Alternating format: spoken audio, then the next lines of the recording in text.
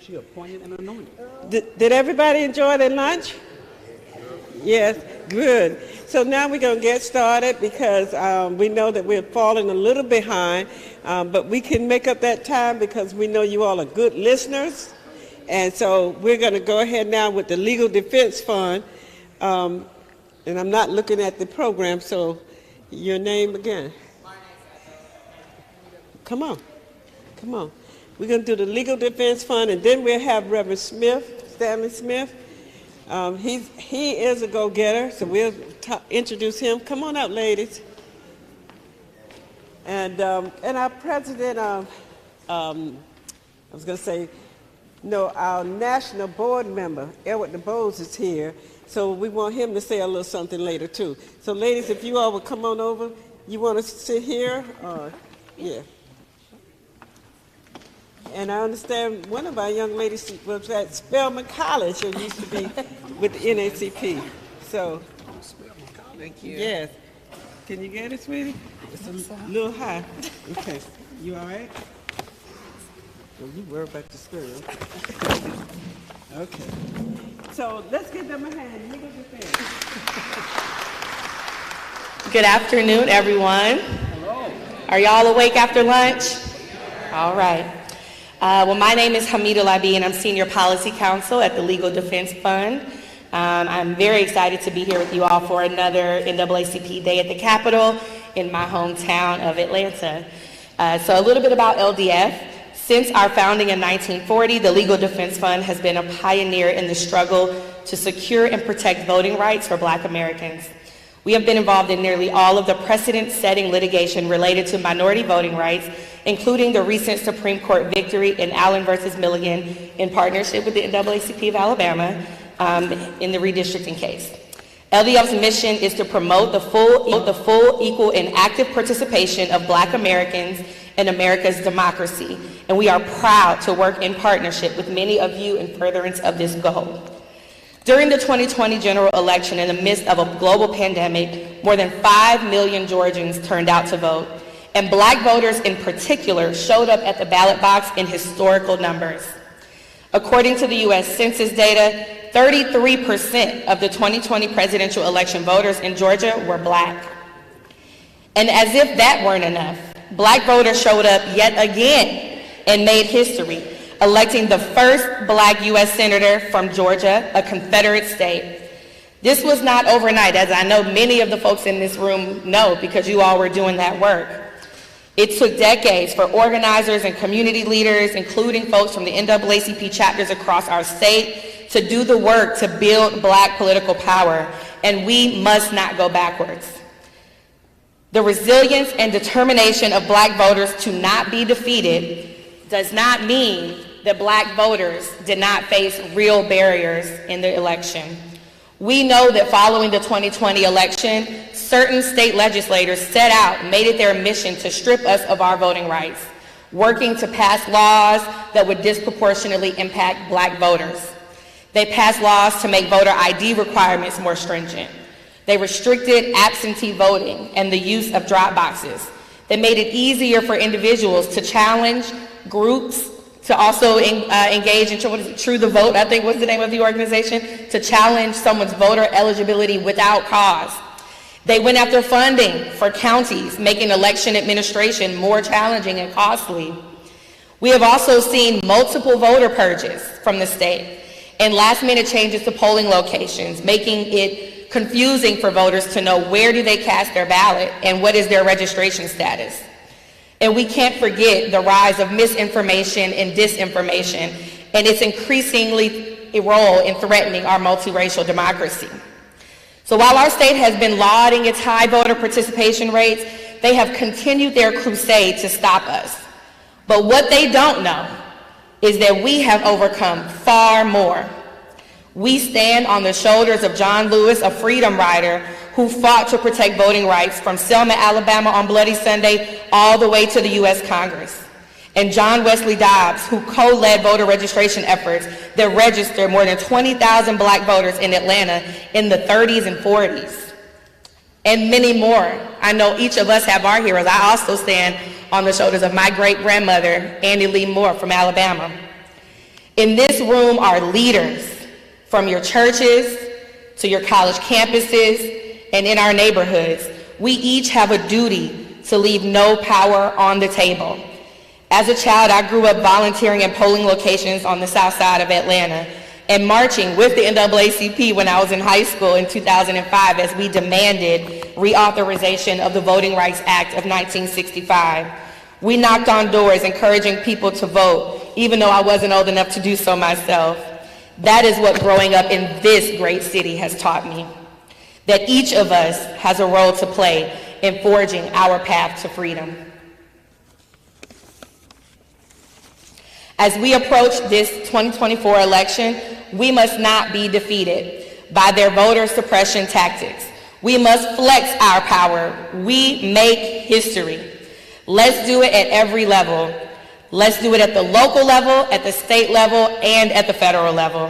As LDF works with our Georgia partners and our national allies to provide and protect Black voters with renewed protections against discrimination by fully restoring and strengthening the Voting Rights Act, we will continue to stand with each of you as we advocate in the Georgia legislature, as you will today, and in communities across the state to continue to build Black political power. So I'm going to pass it on to my colleague, but since we're in church, I thought we could do a quick call and response to make sure y'all awake. So when I say build Black, y'all say political power. Build Black. Political power. Build Black. Political power. Build Black. Political power. Thank you so much, Amita. Hey, y'all. As Ms. Moore said, I am Larnay Satchel, the former Spelman College Unit President, also a former member of the National Youth Works Committee, an appointed member, but I stand here today as a LDF Voting Rights Field Coordinator for the state of Georgia, and it is a pleasure to be back home with my Georgia NAACP family and to see you all again and to be able to offer you all some of the things that LDF can do in partnership with you and your units and just the Georgia NAACP as a whole. So I want y'all to dig in your bags and bring out this palm card that is in your bag. You should see a palm card that says, Georgia, are you prepared to vote? Does everybody have one?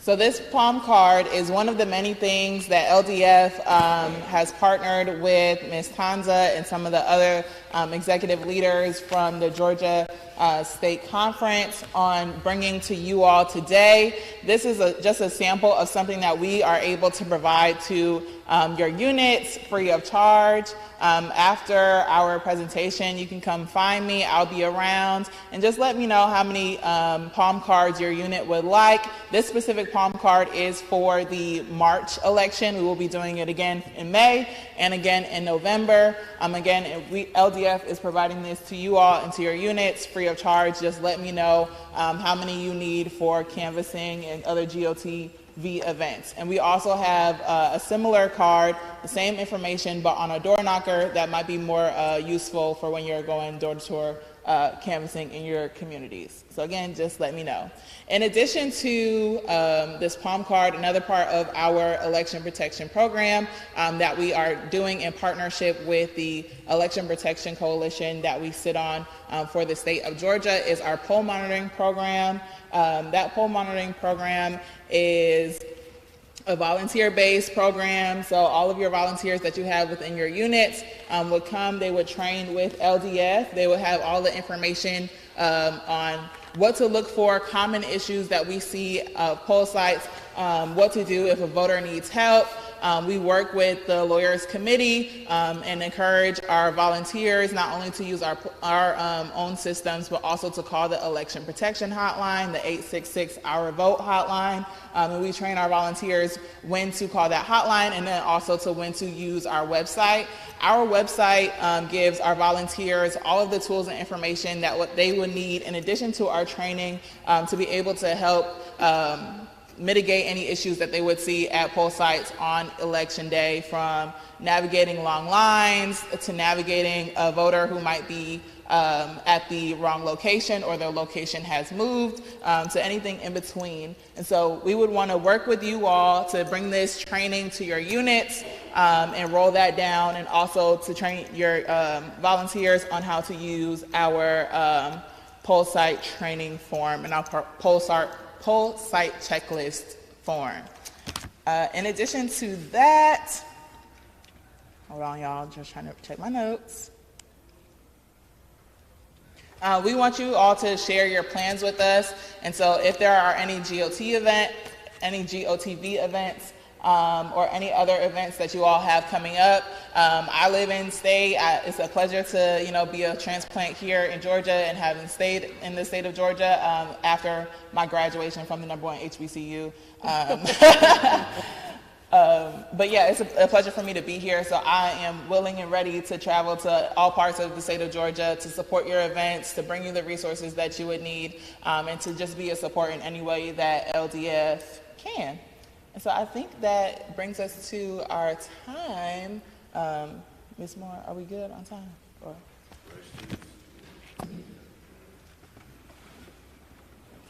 Well, that was interesting, wasn't it?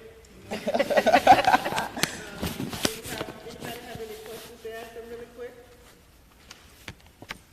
You do? Yes. Did we get your contact information for the supplies? So you can reach out to me today. Unfortunately, I am newer to LDF, so I don't have any business cards, but you can reach out to me via my email. It is lsatchell, SATCHELL. Is it like the Dr. Satchel? I don't know what Dr. Satchel. It's like the satchel, like the purse, with the extra L at the end. So again, it is L. Oh, maybe it's before my time. No. As a young person, not to. Dr. Satchel is well known for his involvement at the political arena. Okay, you're teaching me. See, this is what we were talking about earlier. This is what we were talking about earlier about passing the torch. Information that I didn't know, even as a young person who has been active. Thank you so much, Ms. Moore. What, who else? Listen, he might be kin. But yes, again, that is Larnay, L, SATCHELL, at NAACPLDF.org. I'll also be around, and so if you didn't catch that, you can come see me throughout today's presentations, and we can connect on getting your units, your information. I think there was also a question over here.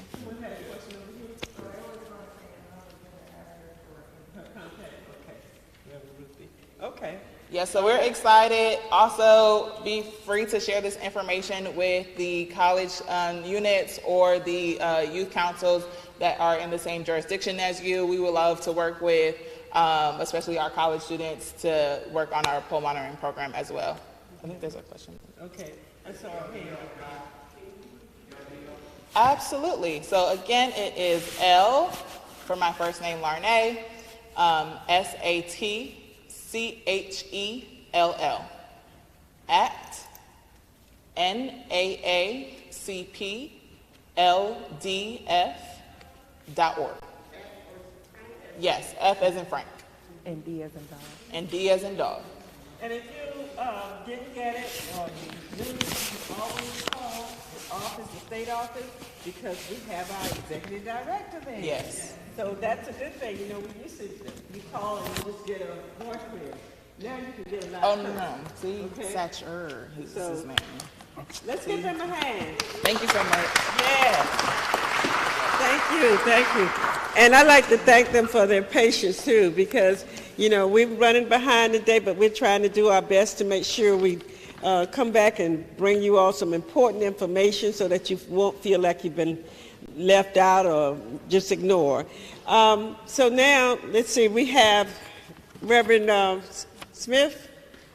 Reverend Smith is somebody that I know personally from his work in the community. And I'm going to tell you a little bit about him. I can't tell you all of it because this page is full. of what he's done and how he has been interacting. He was born in Atlanta, born and raised here in Atlanta, and is a graduate of Grady High School. And he's also a graduate of Morehouse College with a Bachelor of Arts degree in religion. And he was ordained at the age of 19. So you know we cannot overlook our young people. Remember, that's one thing we got to keep it up here. The young people are so important.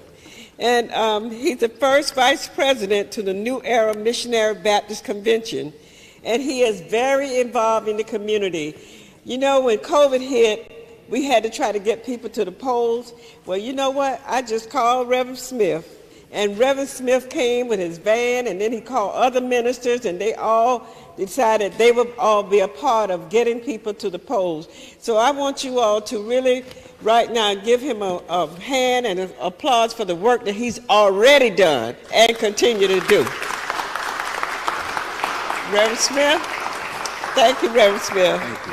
Thank you for having me. And I'm talking about voter registration, but he also feed the homeless. You go to his church and he's out there feeding them, and he does not wait on anybody. If you're not there to do it, he's doing it himself. That's right. Okay, thank you, Reverend. Very good. Thank you so much, Sister Moore. And let me say, it's good to be here. I'm a preacher, so one of the things that we're guilty of is staying on too long. And so I thought I would just prepare a statement. But let me just say, first of all, greetings and congratulations on this Founders Day. And certainly, we all have experienced in our lives the impact of the NAACP. Oftentimes, you guys are unsung heroes. But at the same time, we all benefit from your commitment and your works. Let me just say that I want to thank you guys for allowing me to share something that I believe changed my life. And I've always been one who was interested in serving. It was just something that my grandmother said that, boy, I see you like to serve people and help people. And I was very shy as a young man, and most of my friends can't believe that I became a preacher. But before early voting started in the 2020 presidential election, I received a call from Sister Vivian Moore, and she wanted us to help provide rides for seniors to the polls. She wanted to partner with the Metropolitan Atlanta Baptist Ministers Union. And I was president at that time. I just finished my presidency in December of this year for the Union of Ministers in the city of Atlanta. And I remember one rainy day, much like today, it was a Monday, and we had started the program of giving seniors rides to the poll.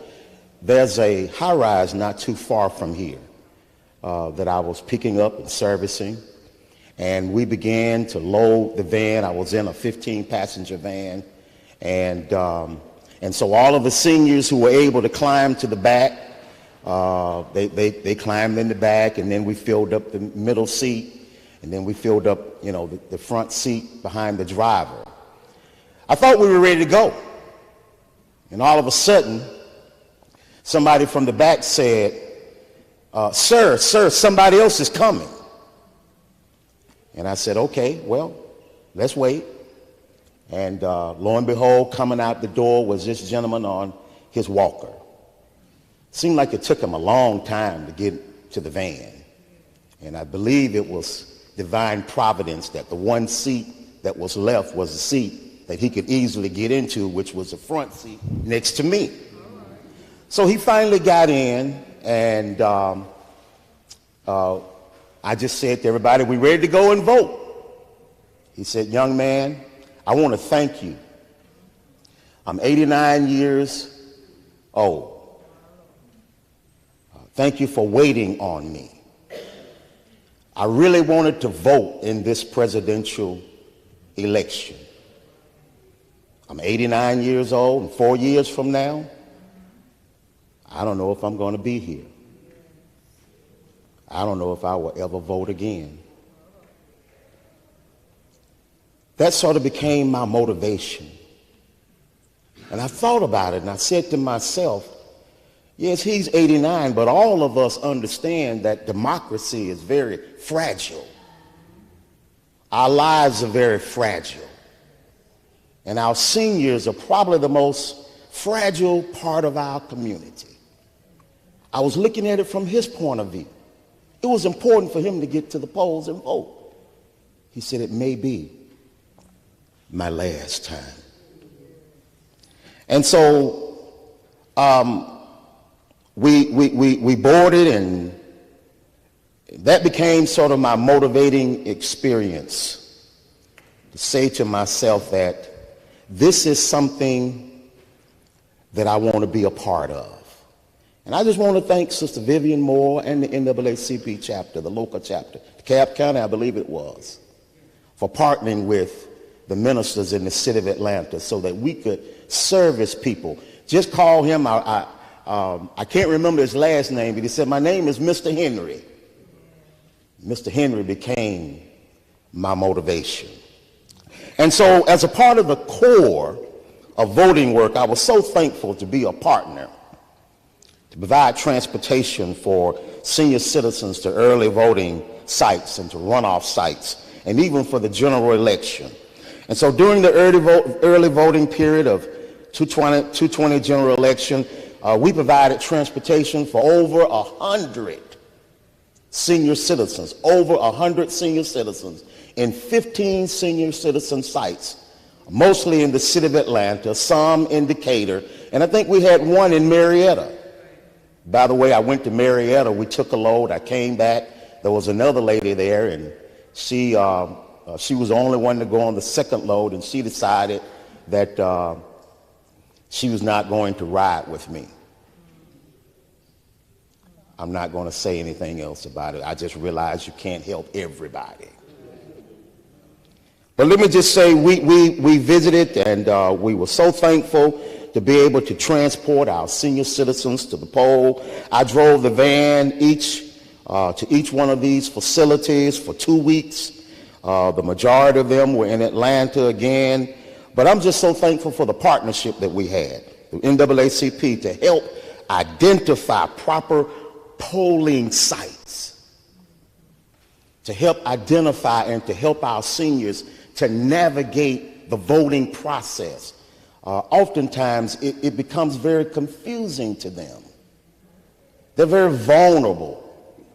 And I realize that they are probably the most vulnerable, but yet they are impacted the most because oftentimes they're left out and marginalized as voters. And sometimes they even suffer the most from political and economic neglect. So let me just say this as I get ready to close out. I just want to thank God for our efforts and for what we were able to do as partners, and I'm praying that we will continue to partner together so that we can serve the most vulnerable of our voters. I hear young people, and something very disturbing I heard last night during the Super Bowl. One of the young men, there was another program on, and somebody said something that disturbed me, but I had to go back to Mr. Henry for my source of inspiration to say we've got to keep moving on. We've got to keep moving forward. Somebody said, you know, my hood did not really improve under Obama, and it didn't really go down under Trump. Believe it or not, that's what you hear in the barbershop among a lot of young people. Got to get our seniors out to vote. Let me just say this. I just want to thank God. I want to support the voters who are most in need. And so I'm just so thankful that I was able to be a part of this process. I experienced firsthand in the Ministers Union, and I'm part of the litigation against Senate Bill 202, by the way, for our legal defense people. We are part of that litigation that's still ongoing right now. One of the things I experienced was that the process of voting can be confusing, and And Senate Bill 202 made it even more confusing by discouraging people to vote. So we have many challenges. And I believe that we're still better together, that we can help more people together. So I just want to thank the leadership and the members of the NAACP for protecting the vote of our most vulnerable citizens. Many of them live throughout the 40s, 50s, and 60s, and they understand the privilege and the power of the vote. Yes, I know we have to get out everybody from baby boomers to Generation Z. But my heart is with the elders. My heart is with the seniors to help them to exercise their right to vote. So even with all of our challenges, voter registration, mobilization, turnout, voter empowerment, voter protection, voter suppression, education, artificial intelligence, disinformation, misinformation, manipulation of social media posts, we're faced with the dangers of disengagement from voting and voter apathy. With all of these challenges, I just want to leave you with one thing. I believe that we still owe our seniors at least a ride to the poll. Thank you for your partnership. We solicit your prayers, and we just want to say to you that we share your passion for the advancement of our people. God bless you, and thank you so much. Don't leave, because any questions? Well, I have one. The union that you're involved with, Reverend Smith, how far does it reach in terms of getting rides to the polls?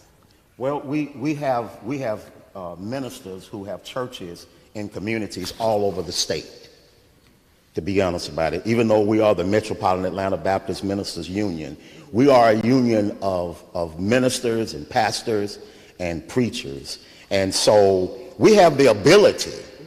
And this is something that I've been praying about, and I'm just hoping that God will bless us so that we will be able to reach beyond just the senior facilities in Atlanta and be able to start this kind of service in our community all over the state. Because there are seniors, believe it or not, who didn't vote simply because they didn't have transportation. I think they have paid enough in sacrifices for us to remember them. Yes. Thank you so much. Just 1 second. Reverend Jackson, Ruthie Jackson, she and I had spoken about the union, and I know that she has a question that she wants to ask you, but the thing that we would like to see is that partnership begin to widen and to grow. So Reverend Jackson, you want to? You could come up. You can come up. I was just going to say, I'm in Houston County, and I know that, we have Columbus, Albany, and Savannah, and all those areas as well. So you're the Baptist, what is Ministers Union in Atlanta. In Atlanta. Yes. Okay. And so I'm trying to connect with you all so that we can expand further in the southern area, in the most south region area, because underserved, definitely marginalized. And so if we can get those seniors to the poll, and even some who are not seniors to the poll, guaranteed ride to the poll, I believe, would mean a lot to those who are underserved. And so if we can connect, and maybe, and I'm connected to the Ministerial Alliance in Perry and in Houston County. And it's about maybe 20, 25 churches or more. And so if we can connect with you all and start that movement in those areas and even further, that would be awesome. So I would just need your information before you leave today, so that we can make that happen. Hallelujah. That's a prayer of mine. That's a prayer of mine that I believe can be answered. All right, In this all right. space today, and I'm so thankful for that. I'm also Yes. second vice president of a state convention. So we have in the state convention yeah. outside of the city of Atlanta, we have churches, member churches in Savannah and Augusta, Yeah, the New Era Missionary Baptist State Convention of Georgia, Yeah. the convention of the Reverend Dr. Martin Luther King Jr. All right, all right. When the other convention was telling him when he was in Birmingham jail that he should stop agitating people. And of course, the Progressive National Baptist Convention and our state convention was born and birthed out of that disassociation. So we have people who I believe all they need is some motivation. Yeah. I want to thank Sister Moore for motivating me, and you can become a motivation to other people in other parts of the state. Yes. Let's help our seniors. Yes, let's do it. Let's do it. Reverend Holly. Yes, I met Reverend Holly. Yes, fine gentleman. I want to commend you for what you're doing. We praise God. In Georgia. Yes. But my philosophy is if there's a fire in my home and city fire department, county fire department, or the volunteer department come and oust the fire, I'm not going to argue who put out the fire. But my question is, in southwest Georgia, where I live, right now we are under the 202 bill that passed, is getting senior citizens, that's my passion, an application so they can get an absentee ballot. Correct. And it's a challenge because a lot of the senior citizens that I meet is in hospital beds, or a lot of them is on wheelchairs and etc. And it's a good opportunity to have prayer with them and also ask them either to apply to the state or call the supervisor elections office is to get an application so they can get an absentee ballot. But my question to you or whoever can answer this, what about our dearly beloved citizens who are in the nursing homes where we used to go in and do this? We can't go in anymore in southwest Georgia. What is your swing on that? Wow, that is a challenge, and that's a great question. And of course, Senate Bill 202 made it more difficult for people to get absentee ballots because now you have to apply for the ballot. As opposed, we had a lot of confusion with our seniors, for an example, who thought that their ballot was just going to automatically come. And so we have to have voter education as well for a lot of our seniors. But to answer your question, I believe that there are enough of us in here who care about our seniors. Because let's face it, we stand on their legacies. We stand on their sacrifices. And I think all of us, given the right perspective of looking at our seniors, are ready to invest and to do whatever we can to get seniors who want to vote out to vote. But mainly, I think we need to be, this is something for the legal defense. I believe that we really need, because right now, Senate Bill 202 is in litigation. And so we really need to make it easier for seniors to vote. Of course, if you're of a certain age, I could take you to the front of the line. Right? That was something that was a privilege that seniors had. But we need more privileges for our seniors. And what I'm praying is that, because we're with the Advancement Project out of Washington, D.C., we're part of that litigation against Senate Bill 202. And I did a deposition, and one of the things that I said in our deposition is that we need to make it at least, come on, let's just be human beings. I understand, I don't understand, but I can see what they're trying to do to suppress our votes. But I do believe that litigation needs to be a part of that, as well as engagement to certain facilities and finding out what are their needs and what can we do to help get them to exercise their privilege and their right to vote. Well, Pastor, my question is, our senior citizens and individuals who are in nursing homes or convalescent homes that at one time we could go in and assist those folks. But now they are saying to us, only the staff in these institutions can help these individuals, but they're not helping them. That's my question. Well, you know, again, I think this is something that we need to make a part of our litigation. We need to advocate for these senior citizens. I remember we had one facility to where I didn't have a lift on my van. So we had to go find a lift to get some people who were in the nursing home. So, you know, we have the resources. We just need the will. We need to speak to these people, to go in and to speak to people in these facilities and find out how we can help them. What do they need? Exactly what do they need so that we can help them get to the poll and vote? But that is a complex issue, I think, and I think it's going to require. Just a real quick answer to his question. A real quick answer. Absolutely. Real quick answer to his question. What he can do is get a volunteer to work at that nursing home, and if that volunteer works at it, then the statute covers that volunteer to get those voters, so they can get those ballots to those voters.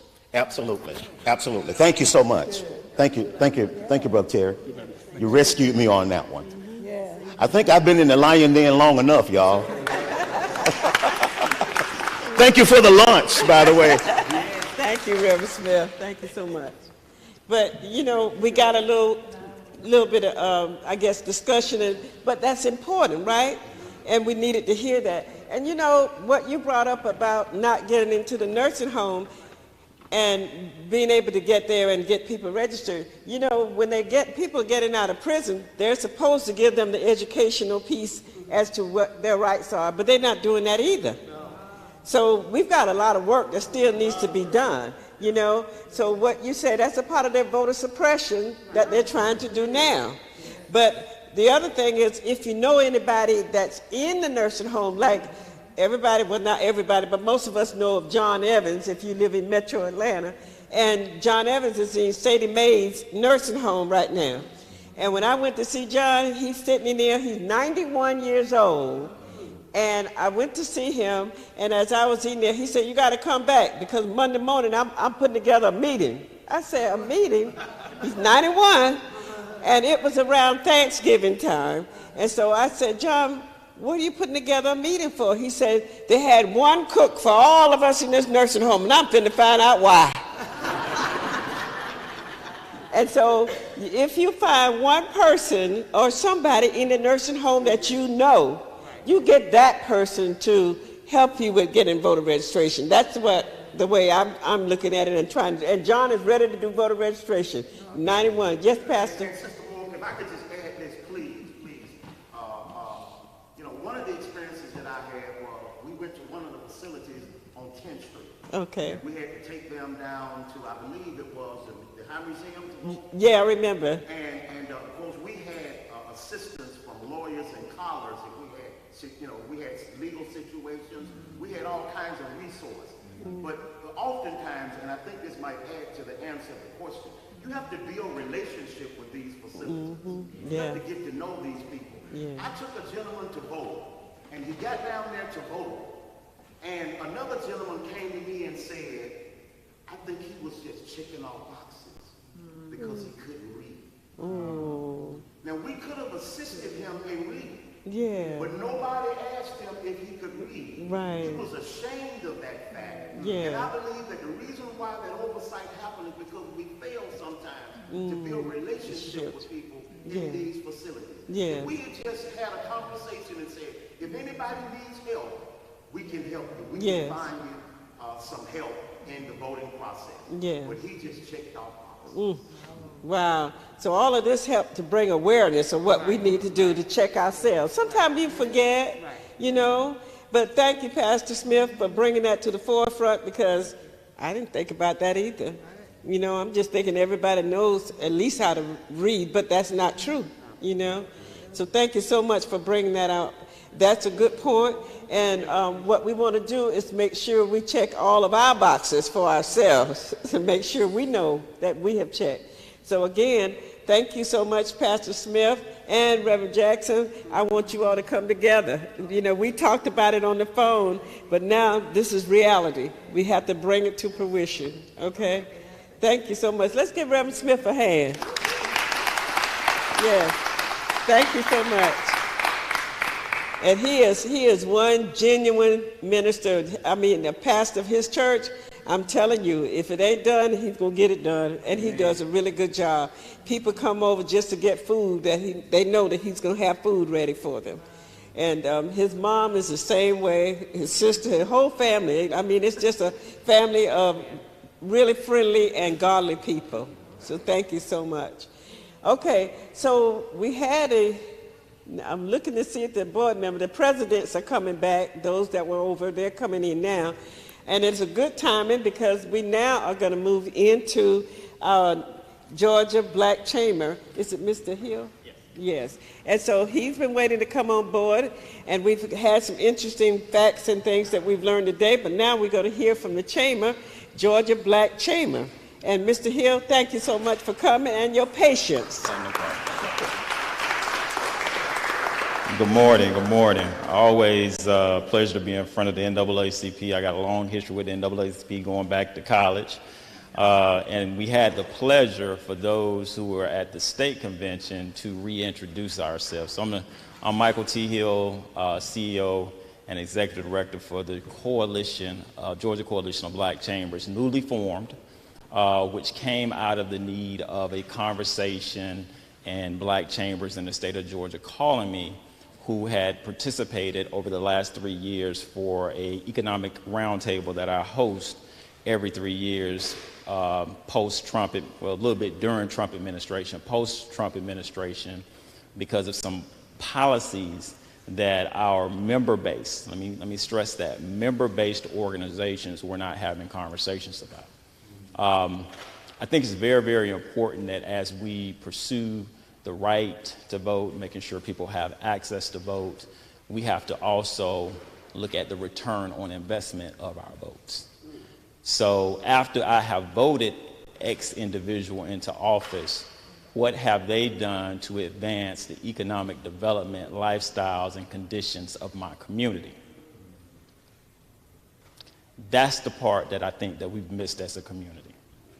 That's the part that I want us to begin to examine as we conclude this next election. What has those elected officials at the local, county, school board, state level, before we even have a conversation about the federal level, what have they done to advance the conditions in our community? Do our communities look the same as they did 30, 40, 50, 60 years ago? What have my elected officials that are currently sitting in the seats, who have the ability and power to allocate resources to change the economic trajectory of my community, what are they doing? And why not? And that's what I'm going to challenge every single one of you guys to ask that question after I give you some facts and information. So after that 3-year journey, and let me say this, the Biden administration, you guys, has done an excellent job in terms of creating economic opportunity for our community. We just hadn't read it. Years ago, I never forget, my background is in marketing. And I was at one of our chamber meetings, was at Pascal's, and I invited this attorney out to talk about the entertainment industry because it was June and it was Black Music Month, and we wanted to have a conversation about entertainment. This joker got up and started talking about the green workforce. Like, I brought you in here talking about entertainment. What you talking about, the green workforce? He said, Mr. Hill, this is going to change the economic conditions. And this was coming out of the George Bush administration going into the Obama administration. And the brother sat me down and he showed me all of the policies that were coming out of the Bush administration that the Obama administration was picking up. And I was like, my brother, dang, you just woke me up to something. As a marketer, all my years, I was, trying to figure out how to predict the next trends and opportunities that were going to happen. He said, brother, read the law. Read the law. Follow policy. He said, when you're down there at the state capitol and you're doing this and that, Pay attention to those laws. It's going to take about 2 years for the money to actually hit the streets. And I started tracking that for the last 15 years. So if you want to be ahead of the next opportunity, look at these policies that's being passed. Then I looked at how our organizations are handling these policies. I said, dang, we're real reactive about a policy. And then I started looking at how we structure. I said, okay, we got the black Republicans over here, and the black Democrats over here, and the black dependents, and then we got the black caucus. Why all of them ain't working together? Why are we not having multiple conversations? Okay, you go deal with them, because I ain't really trying to hear them calling me out my name, but I need you to bring that information back to me. I need you to continue to work what you're doing on the Democratic side, and my independent brothers, y'all just stay put. We'll get this together. And so when I look at the lack of motivation in our community, and dang, I'm still looking, I'm paying high bills, grandma's struggling, we struggling, the community struggling, folks shooting each other. I mean, it looked the same. But you got me out. I got excited about Obama. I ain't getting nothing out of that. I got excited about Biden. I didn't get anything out there. And you're questioning, and then they're trying to make me believe that black men are voting for Trump. Now, really? Nobody in my circle talking that. They're just looking for some economic opportunity. So economics is the conversation and being able to speak to the needs of our community. And I reference, Charles Hamilton Houston, who is one of the greatest leaders, in my opinion, first legal counsel of NAACP. And I looked at what that brother did when he took that camera and said, I'm going to put it and document it on the disparities between what's happening in these schools and our schools. And then he took it a step further and said, I got to get more cats in this game, and went and headed up the legal department of Howard University. And what did we get out of that? Thurgood Marshall and a lot of other great men. I studied that a lot, and I think back on the attorney conversation that I was having in terms of reading policies. And what I started realizing as I started engaging on this government side was, we have not because we ask not. We have not because we ask not. Now I'm going to share something with you. I hope I don't run out of time, so I'm going to run through this real quick because I want you to know this. How many of you heard of Executive Order 13985? Raise your hand. Executive Order, see, I can tell who was on our calls. One brother right here, Executive Order 13985. Let me tell you about it. Right? Let me tell you about it. I'm going to read it to you. Executive Order 13985, it is entitled, listen to the titles, because when stuff is written into policy, it becomes very powerful in terms of getting economic resources to our community. Advancing racial equity and support to underserved communities through the federal government. What did you hear? Advancing racial equity and support to underserved communities through the federal government. This policy, equal opportunity, is the bedrock of American democracy. Our diversity is one of our country's greatest strengths. But far too long, many American dreams remain out of the reach in terms of disparities that have been created by our laws, policies, and our public policies and private institutions have often denied equal opportunities to individuals and communities across our nation as we converge on the economic health and climate crisis that have exposed and exacerbated inequalities, while historical movements for justice have highlighted the unbearable human cost of systematic racism. Our nation deserves an ambitious whole of government equity agenda that matches the scale and opportunities and challenges that we face. It is therefore the policy of my administration that the federal government should pursue a comprehensive approach to advancing equity for all, including people of color and otherwise who have been historically underserved, marginalized, adversely affected by persistent poverty, inequality, and civil rights, racial justice, and economic opportunities is a responsibility of the whole government. Because of this, advancing equity requires a systematic approach in enabling fairness, decision-making, and processing. The executive departments and agencies must recognize the work to redress inequalities, inequities in their policies and programs that serve barriers to creating economic opportunities. Now I'm going to skip through this for a second. they have put forth trillions of dollars have been left out of our community as a result of systematic barriers. They have put forth $8.1 trillion right now is flowing through our economy in economic policies, and this is section 2, for the purpose of this order. This is where we come in at, and this is the first time that I ever saw a policy that spelled out specific folks. The term equity means consistent and systematic, fair, just, and impartial treatment of all individuals, including individuals who belong to underserved communities. How many times did y'all hear me say underserved communities? All right.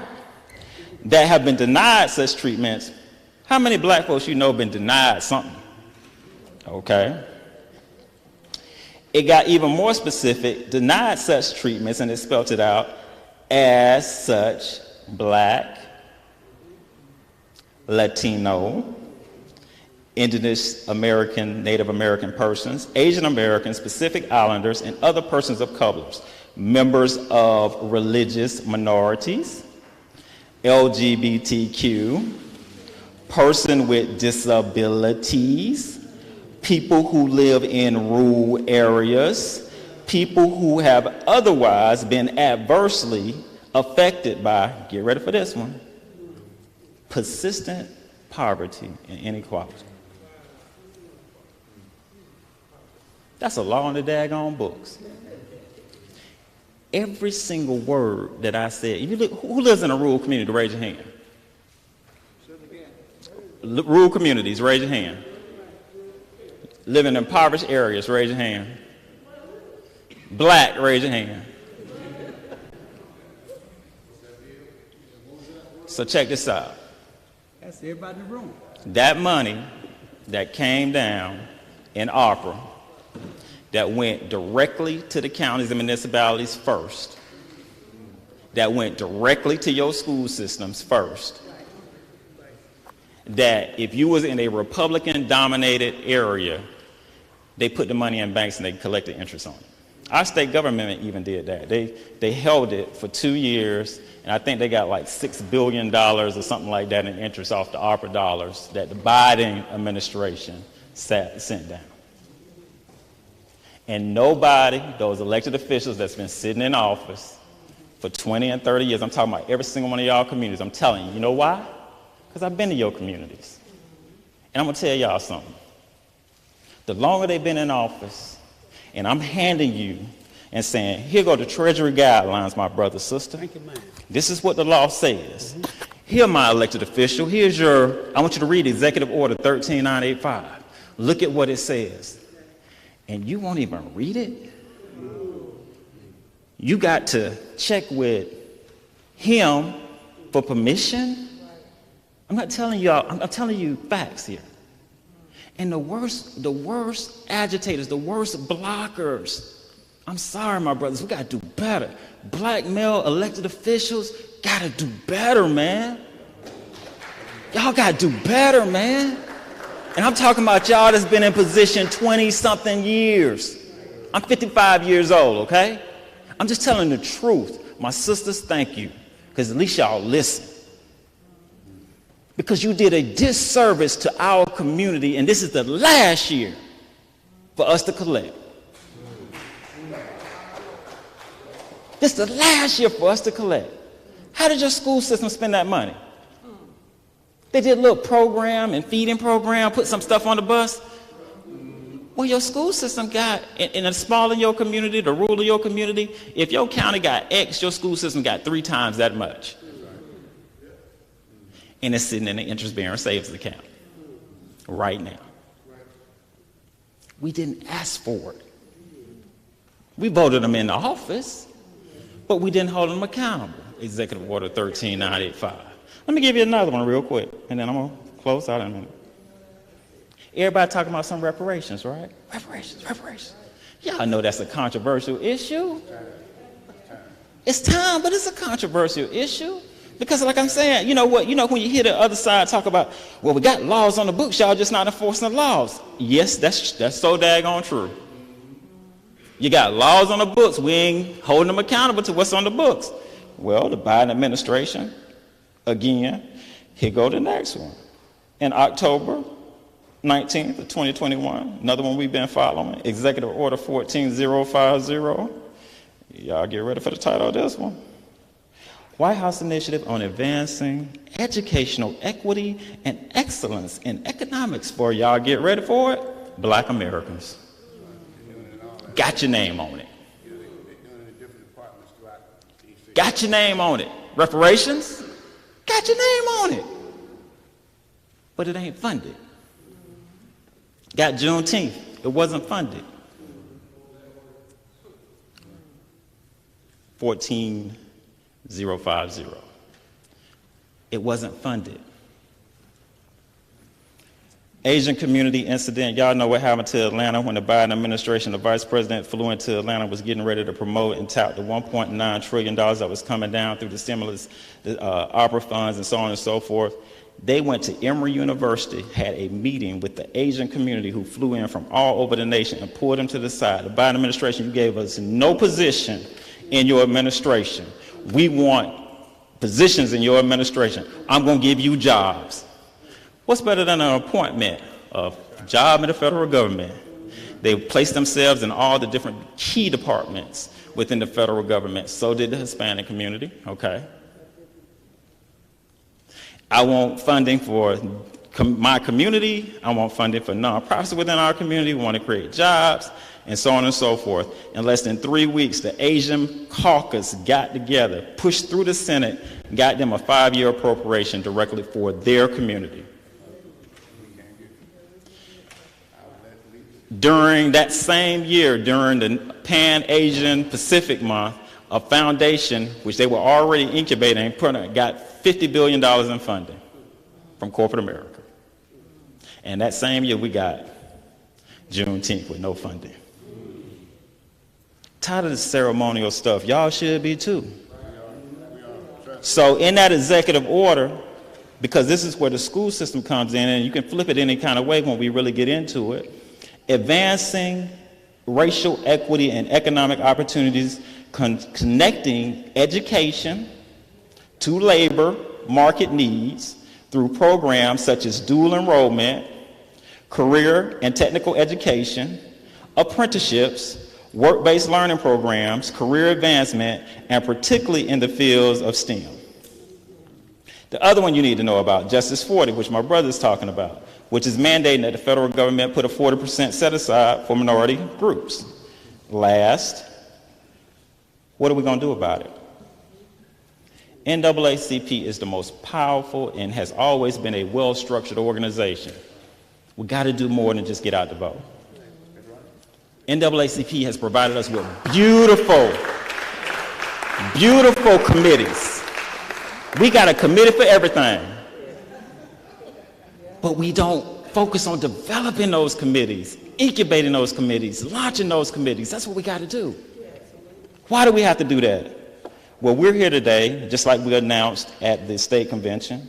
We are partnering all of our black chambers in the state of Georgia with the NAACP's economic development committees. What I want to remind you is that these economic development committees, as stated by the Constitution, is that these committees on economic development shall implement local efforts and support national programs to preserve and expand economic empowerment among African Americans and other communities of color. How will we do that? Through research and establishing relationships with private and public entities. Thank you.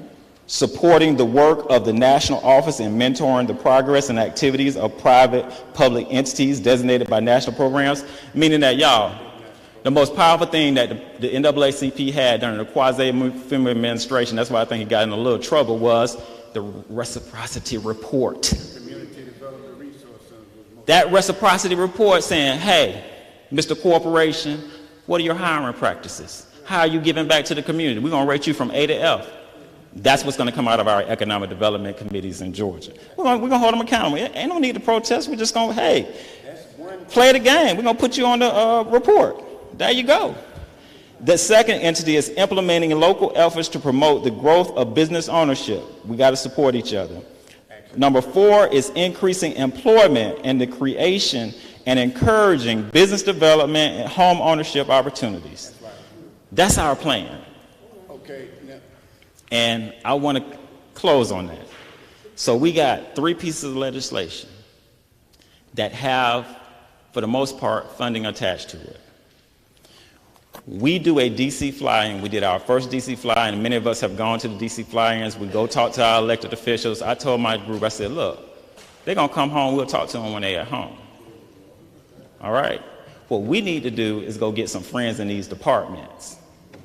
And so what we had the opportunity to do, we sat down with 12 education department, USDA, GSA, the FDIC, the Department of Commerce, and we got a friend in every department now. All right? But we're only so big. So what we want to do is that we got to get our Black Greek organizations, our faith-based, all member-based organizations back involved with the NAACP. We got to grow our committees in the NAACP and strengthen those committees with a focus on economic development. So I look forward to working with you guys this year. It's going to be an exciting year. We're going to shake it up. They ain't going to see us coming. But I'm telling you guys, we asked the governor 4 times for some ARPA funding. He told us 4 times no. The 4th time, we ended up getting $2.1 million. But we did it unapologetically Black. You understand what I'm saying? I didn't sugarcoat it. Brought the best of Black excellence in front of them, unapologetically Black. And we're going to work with the current administration. We're going to work with any administration because we work in both sides of the aisle. Whatever I got to do, if I can't get a bill out of committee, I am no effect to my community. So we got to have both sides of the conversation. But please, people, these people that's representing us sometime, all skin folks ain't what? All Democrat folks ain't for you either. All Republican folks ain't for you either. Who is really advocating to change the economic conditions? Is my community changing after I vote? Have I asked that elected official? Because we asked them. And they didn't even want to read the documentation. The other thing, and one more thing, the other challenge with our elected officials, particularly in the smaller communities, guys, and this we can do this through the Legal Defense Fund, we got to send them so they can go get educated. I have so many commissioners who couldn't go to the national conference of county officials this weekend. And we need to fund those type of things so they're not listening to the city manager who don't look like them, educating them on stuff. Okay? Because see, what's happening is that every newly elected official get orientated and trained by them. This is what you're supposed to do. I'm going to put you in jail if you do this. But the other group is saying, Granddad had been in there for years. This is what you need to do, and this is how you do the loopholes and stuff that you can get around. You see what I'm saying? True. It's true. But you got to look at who's educating our elected officials. We're not educating. Lobbyists, they educating them. And so that's what I want to see, how we move forward with the GCBC and the NAACP. Thank you. Thank you so much. You know, we just had the Pastor Smith before him, right? Pastor Smith came with the souls to the poll, and now he's coming with the economic, which is the money that we really need, right? Yeah, so we will make sure that we partner with you, and we appreciate you willing to do that. So now I really want all of you to give him a big hand, and we got to get all his contacts. Thank you.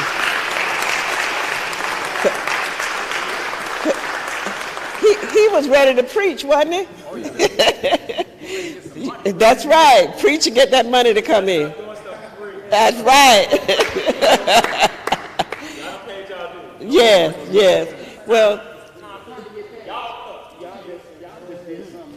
so we're gonna move on the agenda, but we have a special presentation. And Executive Director, did you want to introduce? Because we have a special person here. Some of you know him and some of you don't, but if you don't, you're going to get to know him today because he's a really powerful young man that's out here working in our community. So I'll give you the pleasure of introducing our national board member. Good afternoon. I'd like to introduce to some of you Elder Edward DuBose, our national board member, former state conference president, former president of the Columbus branch, but one of the baddest civil rights leaders that the Capitol has ever seen. A few years ago, he had 10,000 motorcycles outside going around. Some of y'all may not believe it, but I was there. Our former national chair, Rosalind Brock, was on a motorcycle.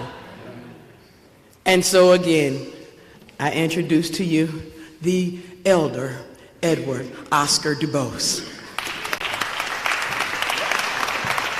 Fired up! Fired up! Fired up! Where are the NAACP presidents? Raise your hand. Matter of fact, just stand up a minute. I want to see the people fighting on the battlefield, because it ain't me. It's the people fighting on the battlefield. That's what I want to look at, right there, on the battlefield with their unit. Watch this. I'm going to read this resolution, but I want you to know something. Your presidents were across the street in room 230. And I asked a question. I'm going to ask those of you who were not there.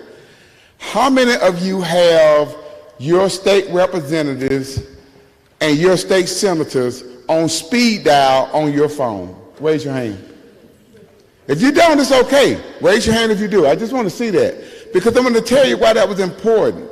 We were over there, and I said, if you have them on speed dial, text them and tell them to come to room 230. They text them, Republicans and Democrats, and they came to room 230. And let me show you how the fire burns. Those who didn't get the text wanted to know what was going on in the party in room 230, because representatives don't want to miss out on nothing. And so before we know it, the room was so full, people could not speak. What I'm saying is, you have more power than you realize. You have more power than you realize, and they recognize it better than you do. So they started crowding the room, and they wanted to put on their 2-minute speeches, and they wanted to tell you the things that they were doing. That's okay, because you want to listen to them, but don't be fooled. Right? Let their action follow their words. Because some of them came over there and tried to explain to us why they needed to not expand Medicaid. And then on the other end, some came to us, what the military, the veterans in the room. If you served in this country in any branch, I wish it was Army, but please stand. I only recognize Army, but stand everybody.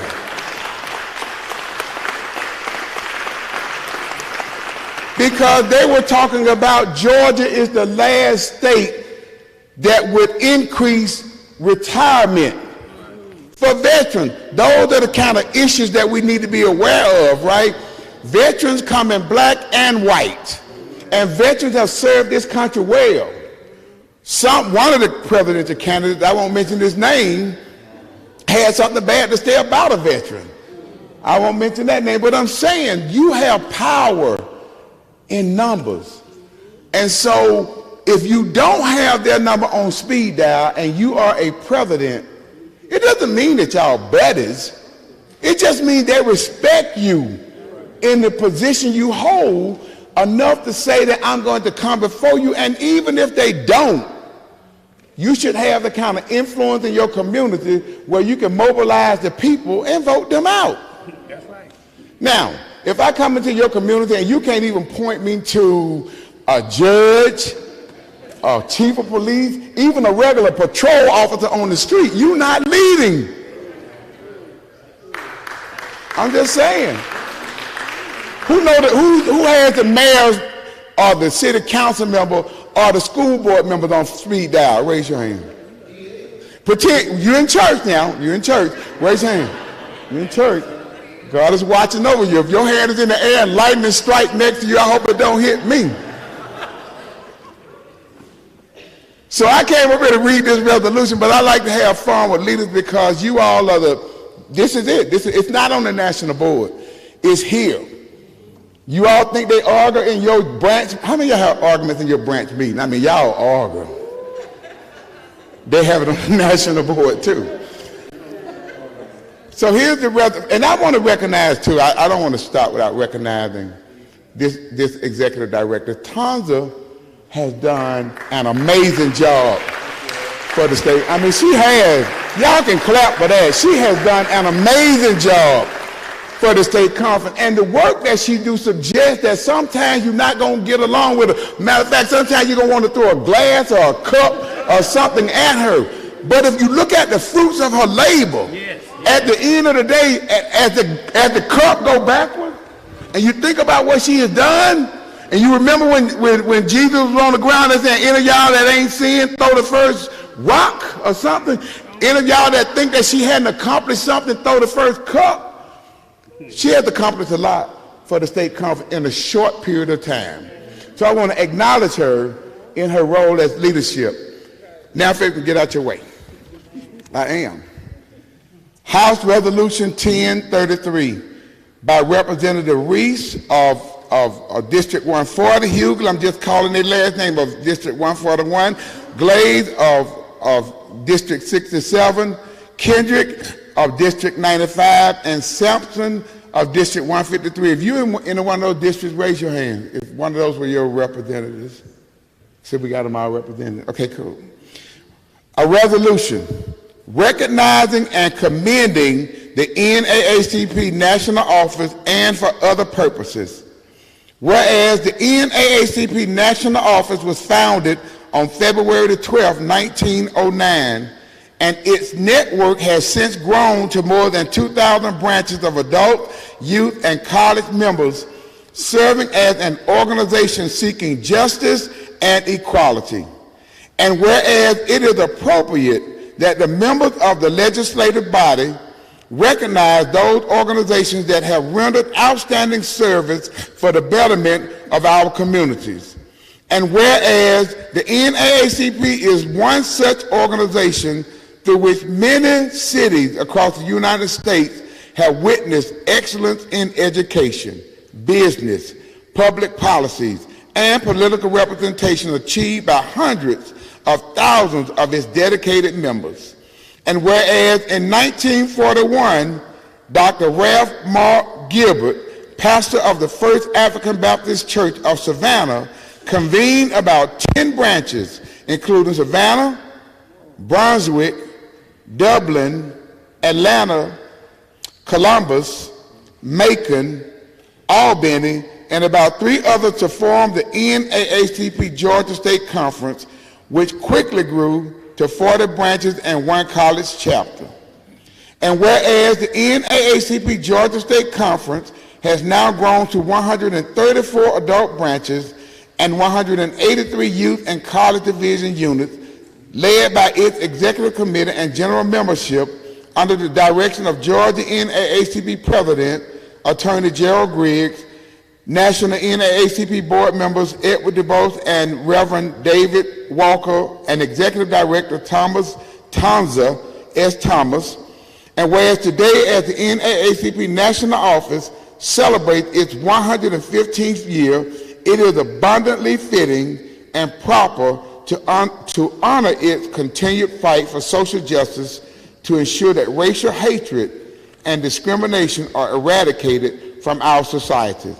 Now therefore be it resolved by the House of Representatives that the members of this body recognize and commend the NAACP National Office upon the grand occasion of its 115th anniversary and extend sincere best wishes for continued success. Be it further resolved that the clerk of the House of Representatives is authorized and directed to make an appropriate copy of this resolution available for distribution to the NAACP National Office, in-house, and adopted February 7, 2024, William L. Riley, Clerk. This is the power that you bring to the table. This is the power that you bring. And so in that context, if you've served as a state officer at some point in the history of the organization, would you stand? you were on the state executive committee at some point. You served as a state officer or a state executive committee member, because I don't want to, we need to see the leaders. Some of them are going on to glory. You need to know the people, why they yet stand with you. All of these state leaders have said, y'all give them a round of applause.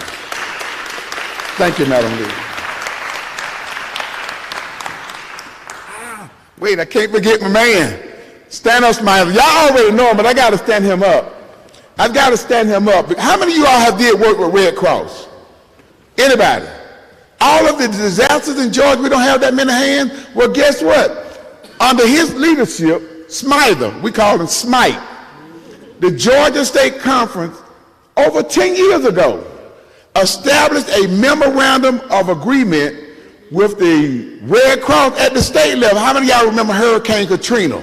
All of the black folk that was in the water that they call refugees and all of those kind of things. That established it. This man stood with us as we established the first historic memorandum of agreement between the state NAACP and the Georgia State Conference NAACP. Give him a round of applause. God did it. Right. Thank you so much, Board Member DeBose. And to his point, that resolution, any one of your branches can get a resolution from the House or the Senate side. I made sure that I used my relationships with my elected official, State Representative Teddy Reese, and he's a freshman. He's only been over there for, I think, well, this year will be 2 years. And I said to him, Representative Reese, the process to get NAACP in the Capitol has changed. What do I do? And so I found out that you have to go through your representatives now to book the room and to get the room, and Representative Reese did not hesitate in doing it. And so I found out that it was a great event over there. Presidents, how did you like that event? Kid, did it turn out to be a great event? They clapping. So make sure that when you go home, you share those experiences with folks in your branch so that you can do the same thing on a local level. All politics are local. So start there. You already know who your state people are. And so with that, I'm about to turn it back over to our Mistress of Ceremony, Political Action Chair Vivian Moore. I thought I was through for today.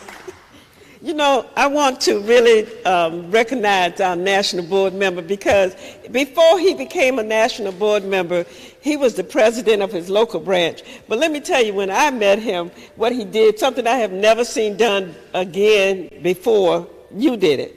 And that was when we wanted to have a big protest. He got all of these guys on motorcycles to ride around. Do you remember that? Yes. And they went, like, everybody was looking, and I mean, he made it known who we were. Yeah, so I encourage him, I respect him, and from that day forth, I have never forgotten how that just opened up everybody. All our eyes were wide. I mean, all these cyclists was going, yes, and it was really a good day. Thank you, Elder DeBose. Yes. And I want to add something to what he said. We do have that power. And I do know my state rep, my senators, all of them. If I go through now, they know me because not just that I'm thinking I'm powerful, but because of the work that we do. The other thing I want to make sure you all do, when we came in this morning, Louise Thomas, who is our treasurer, she was with me. And when we pulled up, all of these buses was lined up. You see all the buses? None of those buses was for our children. We need to get our children to the Capitol. We need to do that. For many years, I've always had children to be pages. So you can ask your state representative, your senators, get our children to the Capitol to be pages. And you can do it now before it's, their 40 days is up. I really want you to try to get as many children as you can. That should be our buses lined up there too. But you see, when all the children get off the buses, they don't look like us. And so education starts when they're young, and it goes and grows even more as they get older. So I'm encouraging all of you as unit presidents or political action chairs, or if you're just a member, you can take your children over to the Capitol to learn what's going on. You don't know who's going to be the next Obama. But I tell you now, we've got to do better with educating and educating them on all aspects, not just the voting rights. Where's the young man about economics? That's really important. Yes. So I'm going to stop preaching because I didn't get my license yet. I just wanted to really just make sure that I kind of put that out there, because sometimes we don't think about that, but let's try to get our children. I preached earlier about involving the young people, right? So you can start. I started mine when they were in 6th grade. I had a crew come in and I'd drop them off, wait right there on them steps. I'll be right back, and go park and come and get them. So I'm encouraging you all to do that as well. Started in 2nd grade. Oh, in 2nd grade? Well, see, I was late, wasn't I? But, you know, and then I want to say a little bit about you, Smiley. You didn't know this, but I have a son who is a retired military man. And when my mother passed away, I didn't know where he was. But I called the Red Cross, and they got my baby here so that he could come to my mother's funeral. And I realized then that that's one organization that I always respect and donate money to. And at the YMCA, we just had a blood drive about 2 weeks ago. So we are definitely in support of the Red Cross. And thank you for all you've done for so many years. Yes. All right, now I said I was through preaching, so I'm going to go on with the program. So we now have, let's see, we did the chamber. So now we have the Georgia Alliance of African American Attorneys. Are they here? Oh, young man, come on up. Yes. This is Daniel Brown. Thank you, Daniel, for coming out. We definitely want to hear from these attorneys. Good-looking attorney, too, isn't he? I ain't blind, y'all. Well, I don't know about that last one, but good afternoon. Hope everybody is doing well. My name is Daniel Brown. I am the Vice President of the Georgia Alliance of African American Attorneys. It is one of the premier black bar organizations in the state of Georgia. I have served on the executive board since June of 2020. Before I go more into that, I always say we all should do our individual part to positively impact the community, right? Collectively, I respect what NAACP is doing and other organizations that are geared toward uplifting, educating, and edifying our community. But I know for me, it's like I think about the things that I can do individually to start out. So what I've been doing is, for years, I protested at the state capitol. So you'll have a background of what I'm doing. I put thousands of my own dollars into the black community for high school students to go to college, because I want to make sure that I'm doing my part. I've handled police brutality cases inside and outside of the courthouse, settled cases against different counties. I won't go into that, but I think you'll know who I'm talking about. So I'm making sure that I do my part to educate my people, uplift my people, spend my money with my people, and making sure that I actually am on the right side of history. You know, I remember working the funeral for Rayshard Brooks over at Ebenezer Baptist, and comforting his widow and the family, having words for them. Born and raised here in Atlanta, I'm a Grady baby. I know we have a lot of transients now, but I'm here. I've been here. I grew up on the south side in College Park, Georgia. I didn't see a lot of black attorneys. And so honestly, I didn't think that I could be one. It wasn't embedded in me to know that. I saw sports athletes, I saw rappers, I saw some, but I didn't see a lot of, attorneys, and I didn't see a lot of activists necessarily. So being here, born 10 minutes from Dr. King's home, right? I went to school at Georgia State, and this is my community. So I'm geared here, I'm rooted here. I am invested in the cause of our people in whatever way that we can, and I can help out. I definitely want to do that. So a little bit about, thank you for that.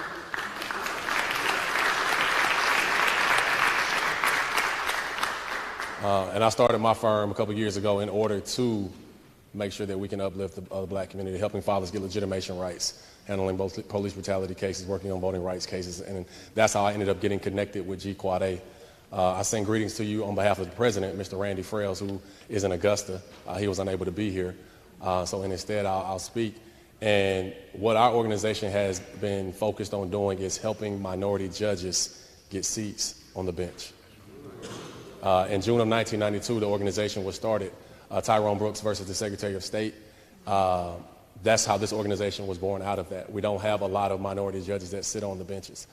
In September of this year, I'll be taking over as president, and one of our main focuses will be, number one, we do want to definitely partner with the NAACP and form a litigation team that can put together a strategy.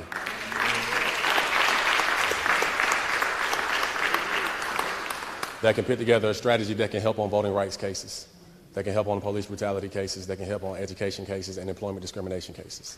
So that'll be one of the focuses that I'll take on once I start my presidency in September. Another will be a judicial forum that we'll have a lot of judges, and a lot of whom I practice law in front of, and a lot of whom I have, someone mentioned having the elected officials on speed dial.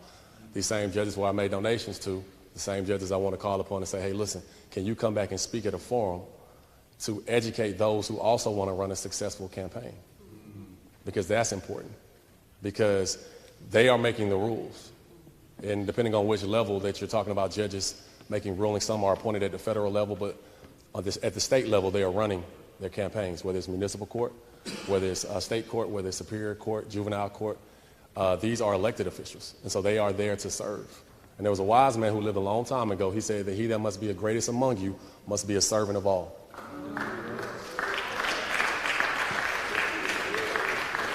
And so that is what our focus is as an organization. We just recently had our winter conference where we focus on the access to equity and justice. We had CLE, continuing legal education seminars, where we educated a lot of the Supreme Court justices who came and did presentations on affirmative action, on artificial intelligence, on sex trafficking, and just different areas of the law that don't get a lot of attention.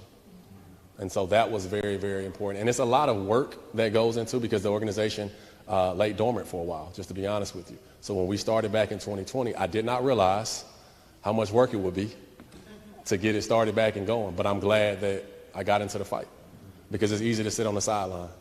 It's easy to complain.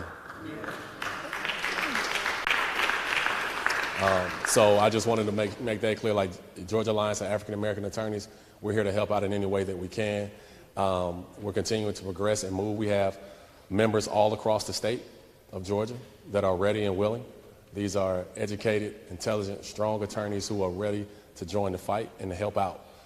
Ms. Thomas has my contact information. I want to thank her for giving me the opportunity to come in to address you all today. But if there's anything that I can do and information that I can relay back to our organization, please do not hesitate to let us know. We're definitely in the fight, and any way that we can assist you all for further events, please let us know as well.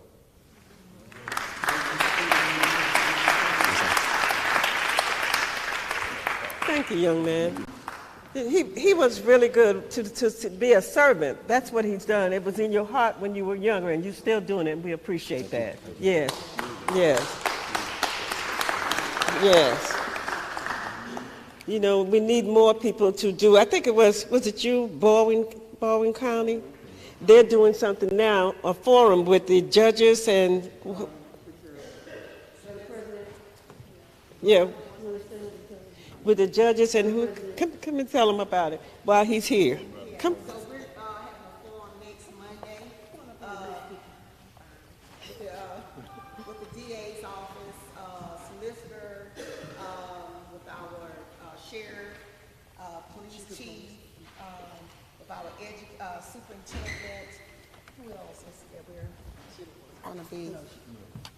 She want me to have this mic. Yeah, I wanted them to hear. Okay. So again, next Monday, we're having a forum, and we're inviting out our local officials, city and county commissioners, our city and county manager, but we already talked about the city and county managers that we might need to kind of do some little stuff outside with them from over, you know, so, but the DA's office, solicitors, so we're just going to, just everybody that's somebody in Baldwin County who's actually helping to make decisions for our community. We'll be talking about cold cases and crime as well. Thank you. I thought it was so interesting that you all... And we do this annually. This is the second time? Very good. Let me give the community a chance. Thank you. And you know, it's good to hear a little bit from everybody, because everybody have a story, and sometimes this is how you learn. Okay, so I'm very pleased and thank you so much. And we borrowed the young lady from you earlier. Where is she? Yeah, she had to leave. Okay, so we've had a good time. Now we're going to move right on. Oh, I'm sorry. Somebody had their hand up? Okay. I am short, so I understand. I'm sorry, Madam President. I just want to ask: is it remote? Is it something that we can access via on a remote a remote feed? No, it's not. But we can probably make that happen. Yeah, we can try. We got things to work on with our communications person, so we can probably make that happen. Okay, great. Thank you. And I'll get you information. All right. Again, we networking. All right, Red Cross is ready? You ready?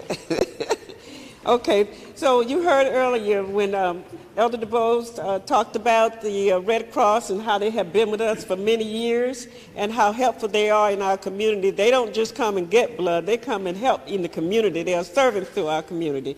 And I certainly appreciate it. So now on here we have a young lady, but I know better than that. Mr. Fallon, we have Mr. Fallon from American Red Cross, and we want you to come on up. All right. Okay? Thank you so much. Thank you all.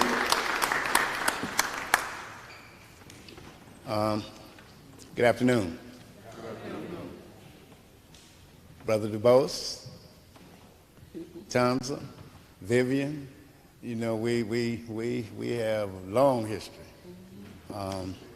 And I am because of you. And that's the truth. And I will say some things to you all, excuse me, but it will be the absolute truth.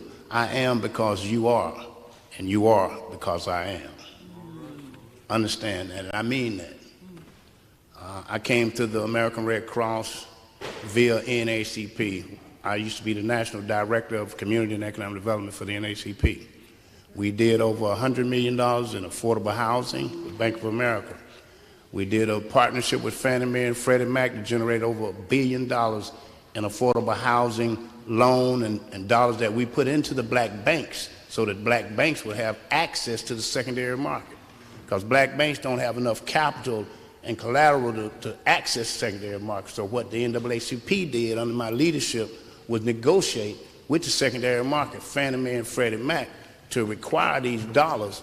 And what happened in that transaction discussion and negotiation, Fannie Mae came back and took the declinations of the Community Development Resource Center historical data and came up with a mortgage product.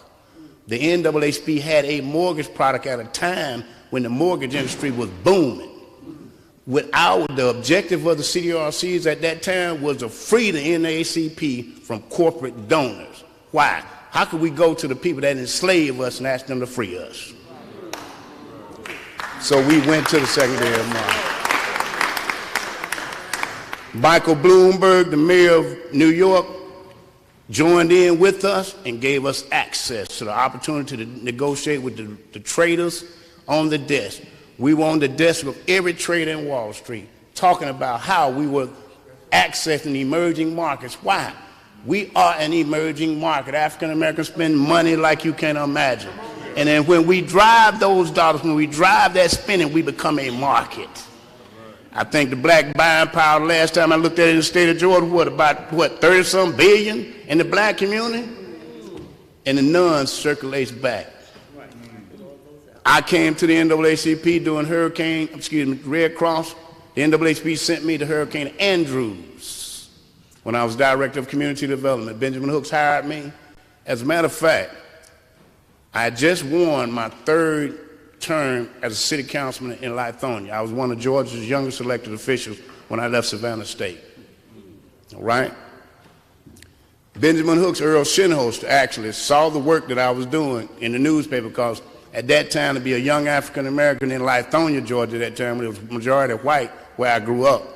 When you're talking about enhancing the quality of life, attracting more investment in the community, developing the community in a way where you can provide affordable housing, access to business, that blew people away in 1983. In 1983. Benjamin Hooks and Earl Shinholster brought me in, and this John Della Johnson,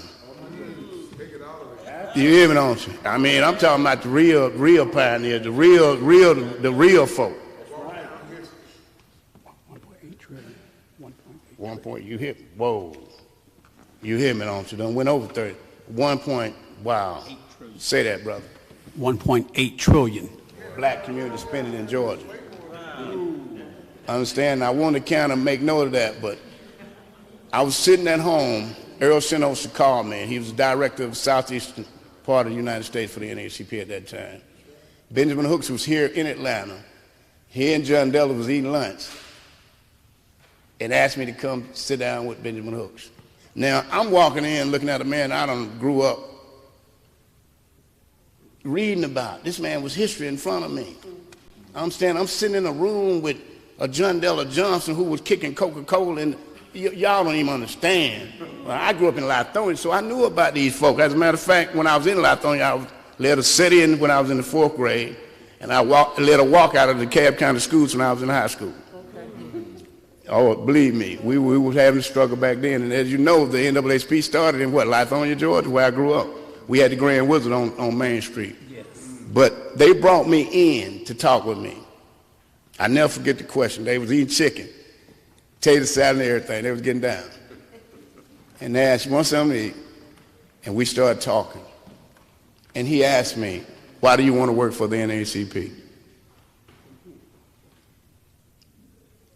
And the only thing I could say to him was, I remember my Uncle Sonny was with Hosea in the movement, Julian Bond. I knew all of them growing up. We sit in, Hosea and them lived right behind my auntie, so we'd sit in when they would come in and hear the stories.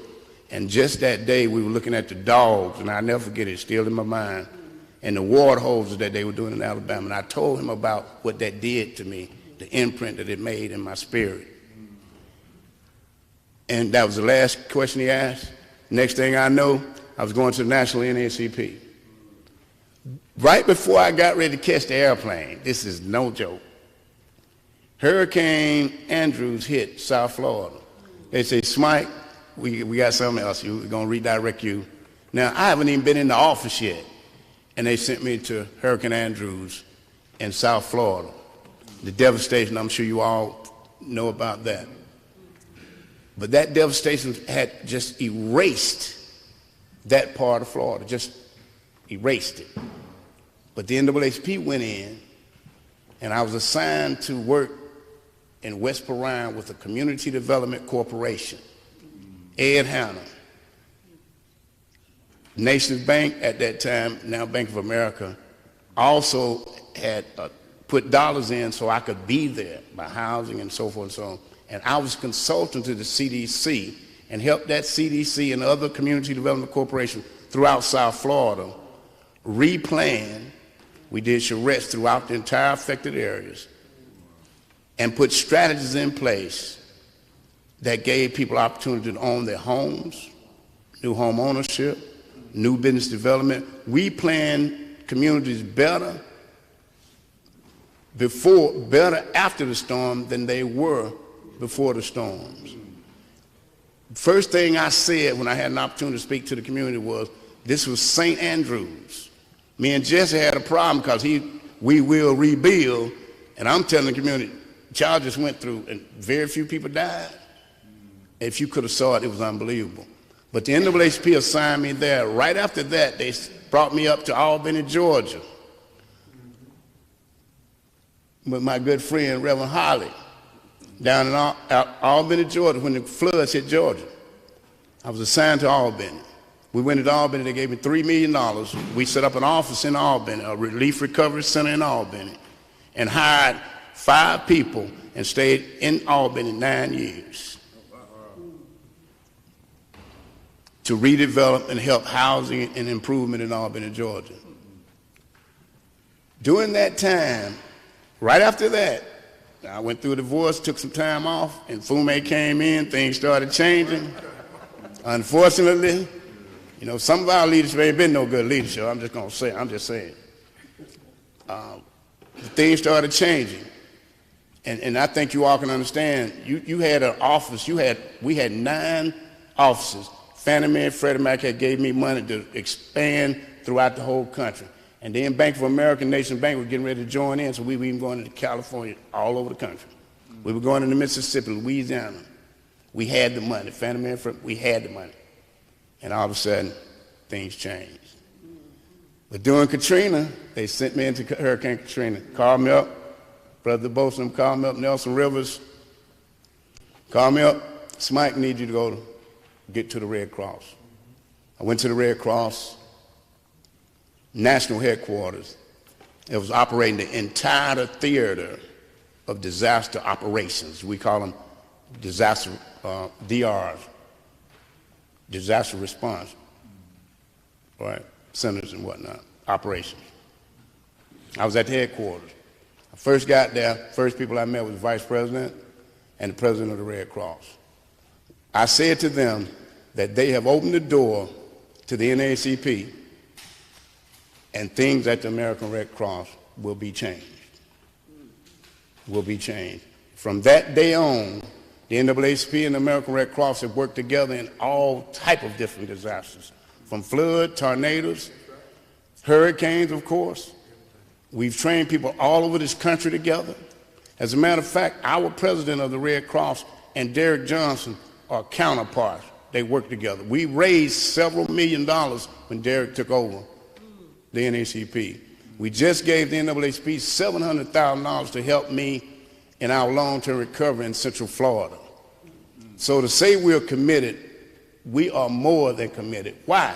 Because we know that the infrastructure of this NAACP serves and delivers services throughout this country.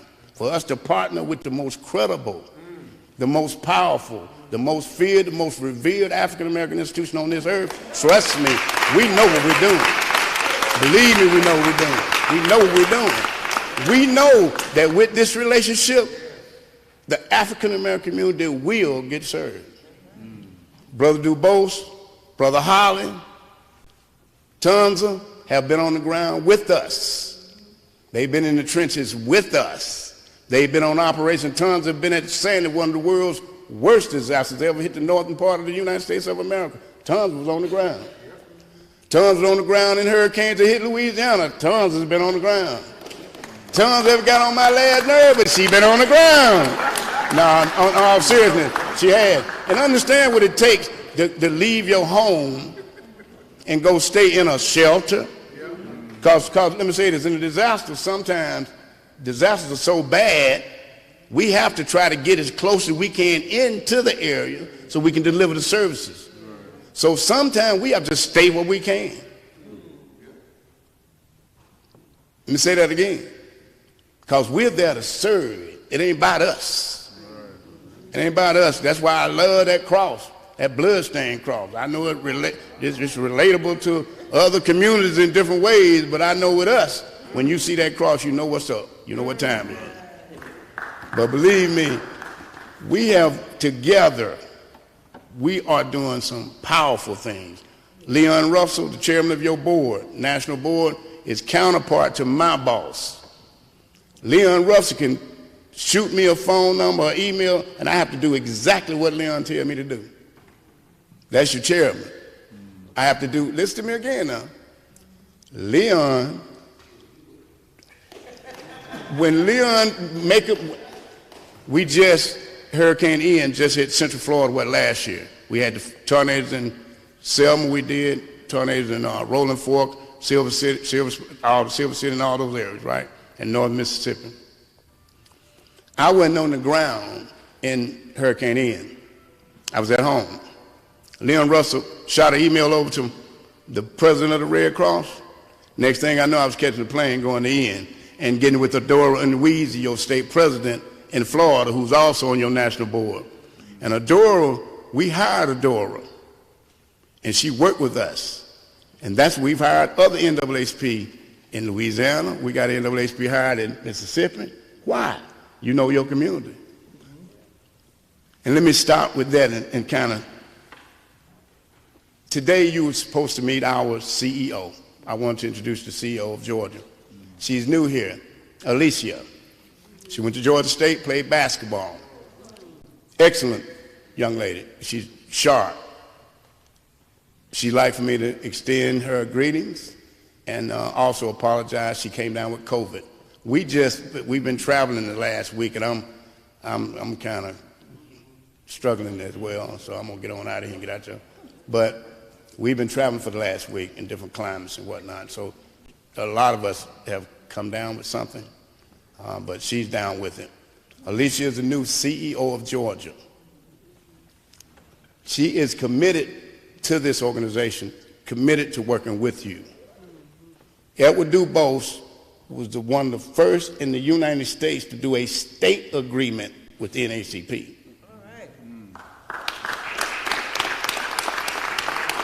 And a part of that agreement is sharing resources, all right?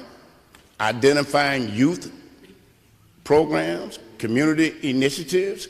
If you all want us to come into the communities where you are representing or where you are, we can come in and do preparedness training, readiness training. We can come in and get people ready for disaster, get your churches ready for disaster, get your businesses ready for. We can get your community prepared for disasters and get you engaged in volunteering and being a part of it. We can work with your small businesses to identify kitchens that can feed during disasters. We can look at other businesses, and we are looking at businesses. We spend over $3-4 billion a year. That's just an operation. When we do a disaster, you hear when we turn the faucet on, we might raise $2 billion in 30 days. We spend a lot of money.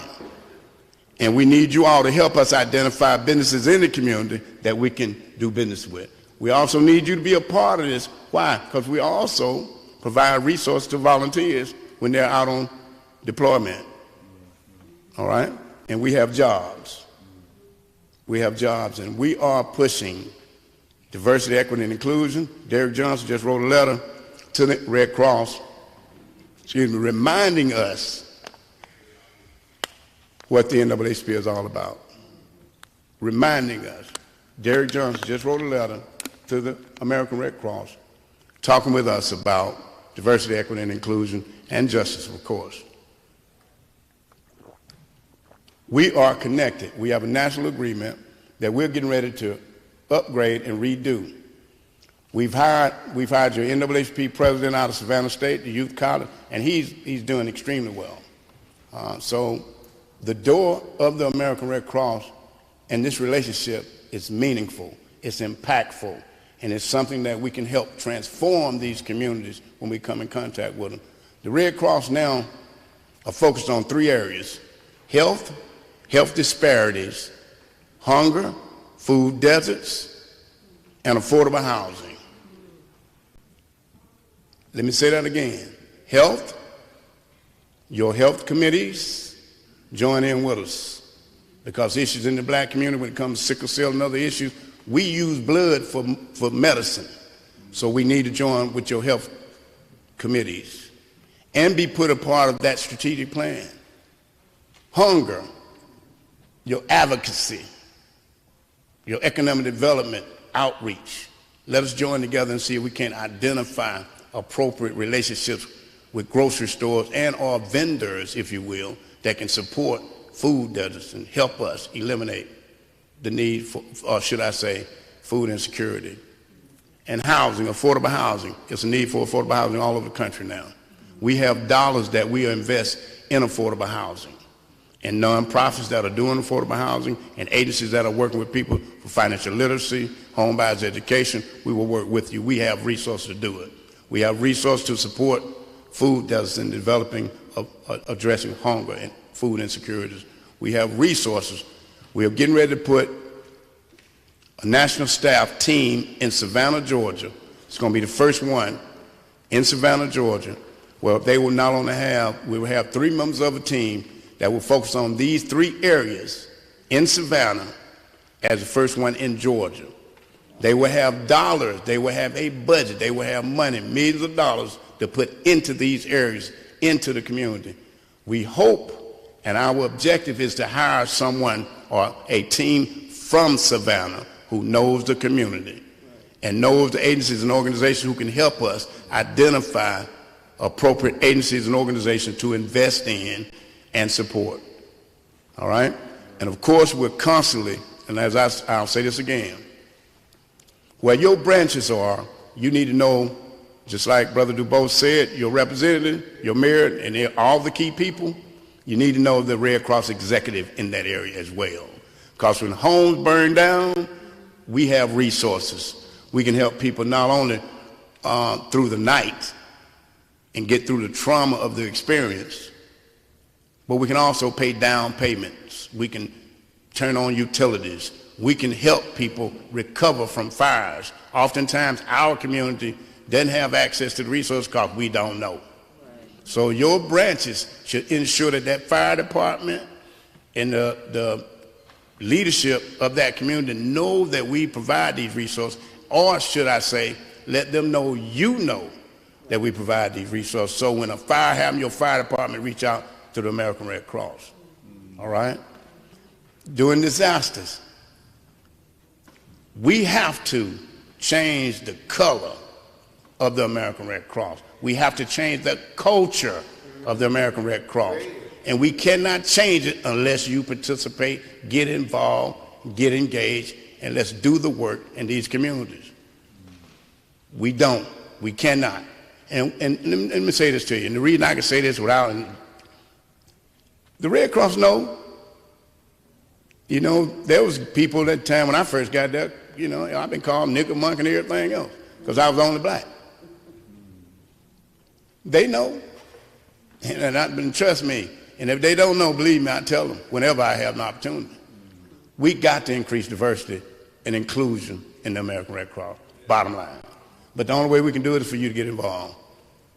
But where your branches are, have us out to the community. Because when we come into the community, it means something, believe me. I work for the national headquarters, of course. Georgia is where I live. I live here in Georgia, but I work all over this country. So any relationships you have with any other NAACP, and we work with pretty much everybody, but if there are relationships you have conversations, ask them to reach out. We'll come to your community and we'll do a job you can't imagine. We have tools that can help everybody from grandma to your children to your business community be ready and prepared for disasters. We have resources that we want to put in the communities because now people can't fly all over the country anymore. Why? Because disasters are happening every month. They're happening every week. The environment has changed so much, and you got an environmental department, environmental justice, right? We need to be attached at the hip. We need to be a part of your strategic plan. We are part of the state conference plans in most states. We need to be a part of your plan. All right?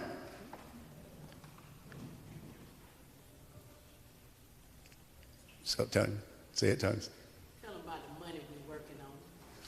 Oh, yeah. Right now, like I said, I just gave $700,000 to do recovery in Florida. I'm working on a grant for Georgia as well, all right? Because the American Red Cross, as I mentioned, disasters are happening so frequently that you got to be ready now. You can't wait for folk to fly in and 72 hours we hitting the street, passing out food and everything else. No, that local church got to be ready. You got to be ready to get on the street. You got to be ready to help us identify where the needs are. You got to be ready now. Because nobody's going to be jumping on planes. Because why? We might have fires in California. We got floods in New York. We got floods in the Midwest. We got tornadoes in Mississippi. We got hurricanes on the coast. And if y'all remember, that all happened at one time. And it's happening every month. So we got to be ready where we are. And we need your help to do it. NAACP is without a doubt, the American Red Cross respects and appreciates this relationship in ways you can't imagine. Someone mentioned, DuBose mentioned about the power. Nothing in America happens without consulting the NAACP. And you better believe it. White America respects and appreciates and fears this organization.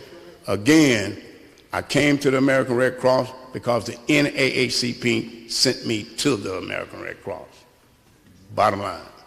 If there are any questions, I'm available. I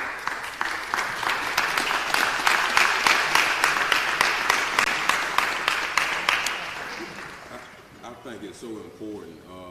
You know, like you say, the issue with disaster readiness. I'm down there in Doherty County, and we go through a lot Yeah, you do. floods and tornadoes and things of that nature as well, too. And also, too, I'm a firefighter down there. And the city is 75% African American, and a lot of African Americans don't know where to go at to get those resources when they done lost their house due to a structure fire.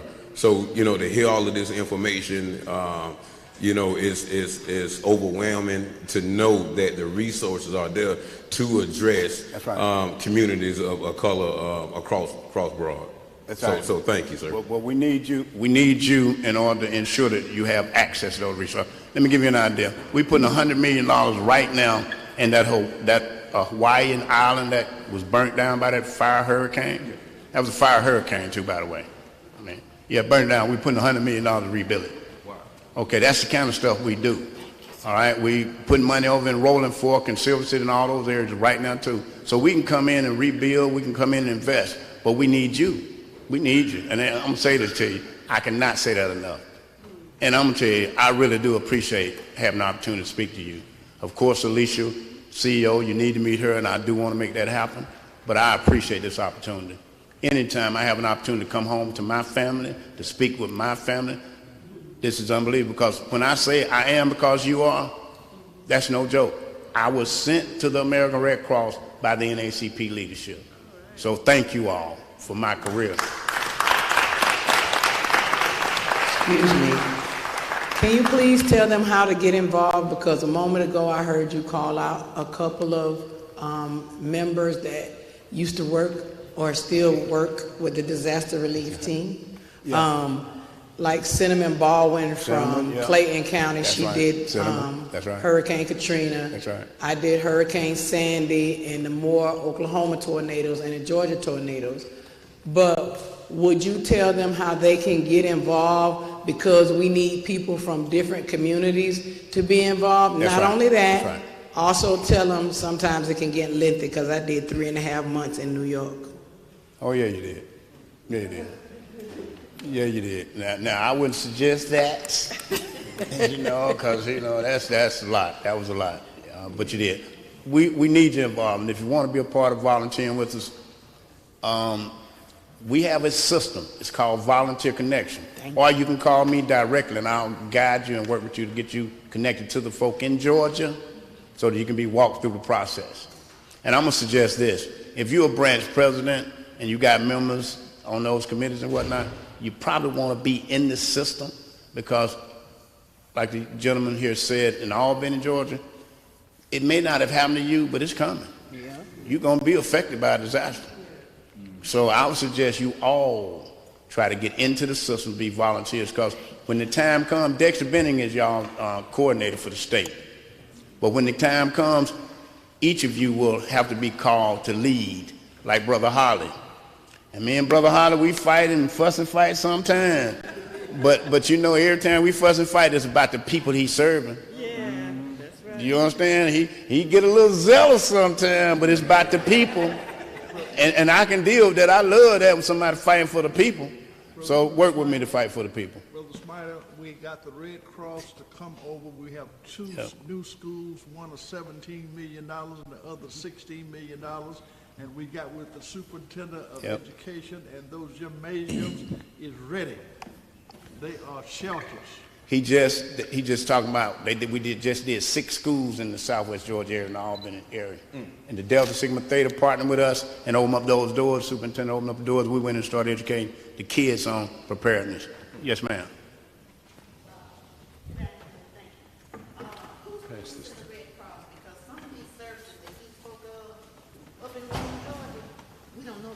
Oh, I know. Trust me, I know. That's why we need you.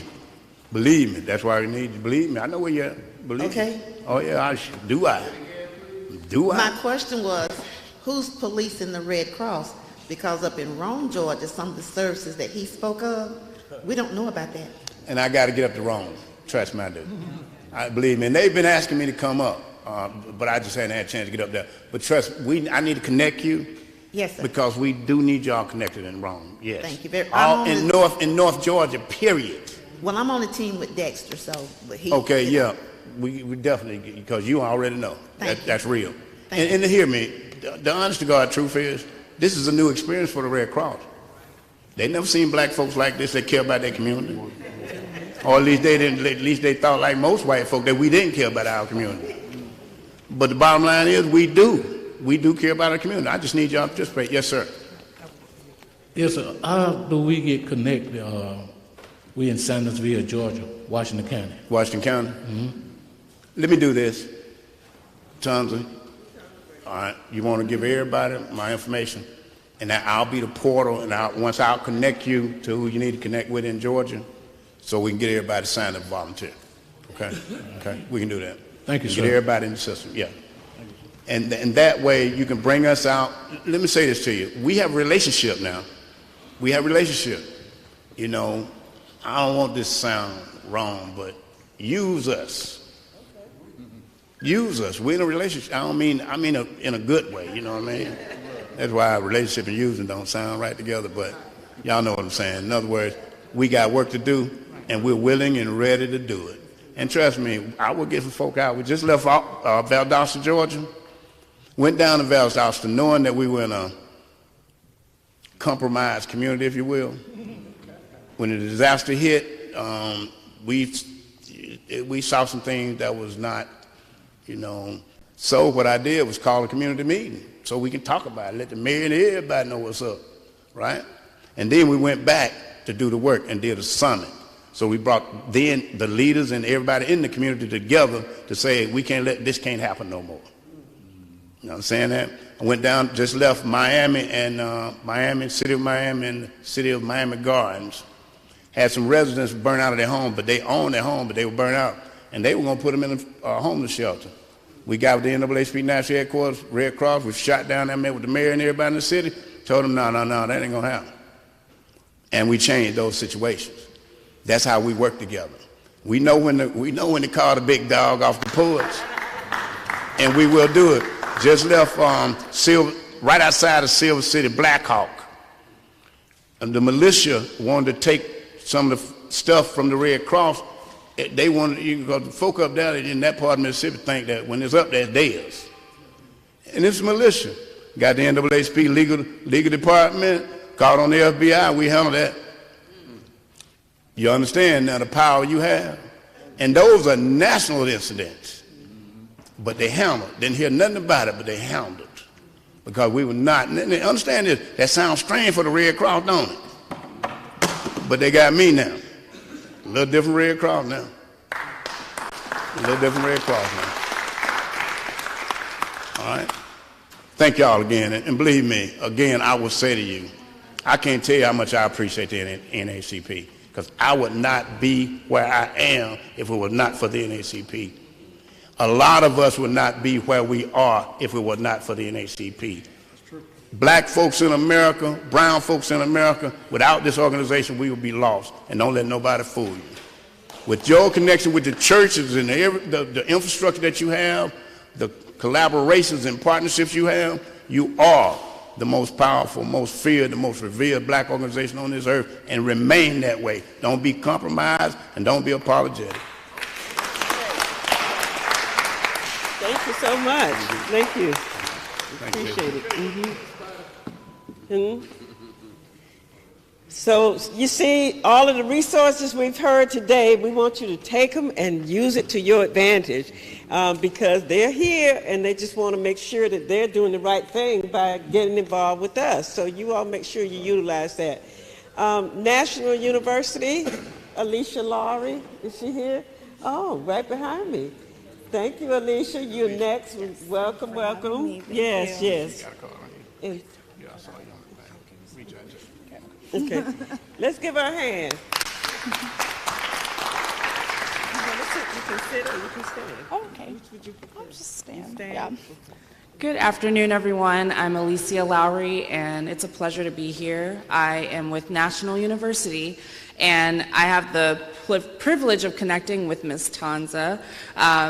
She is the go-to. She's the GOAT. She's the person to get things done, and I'm really glad we got to connect. So I just wanted to give you just a little bit of an overview of National and something that I think is really important to bring to NAACP as leaders, community leaders and advocates, just really great resources. So I wanted to start with education is the most powerful weapon which you can use to change the world, and that was said by Nelson Mandela. And it is truly something that you cannot, once you gain it, cannot be taken away from you. So with that, working in the higher education space, I have felt the ability to equip and empower others that look like us to go out and pursue their dreams and change others' lives as well. National University was founded in 1971.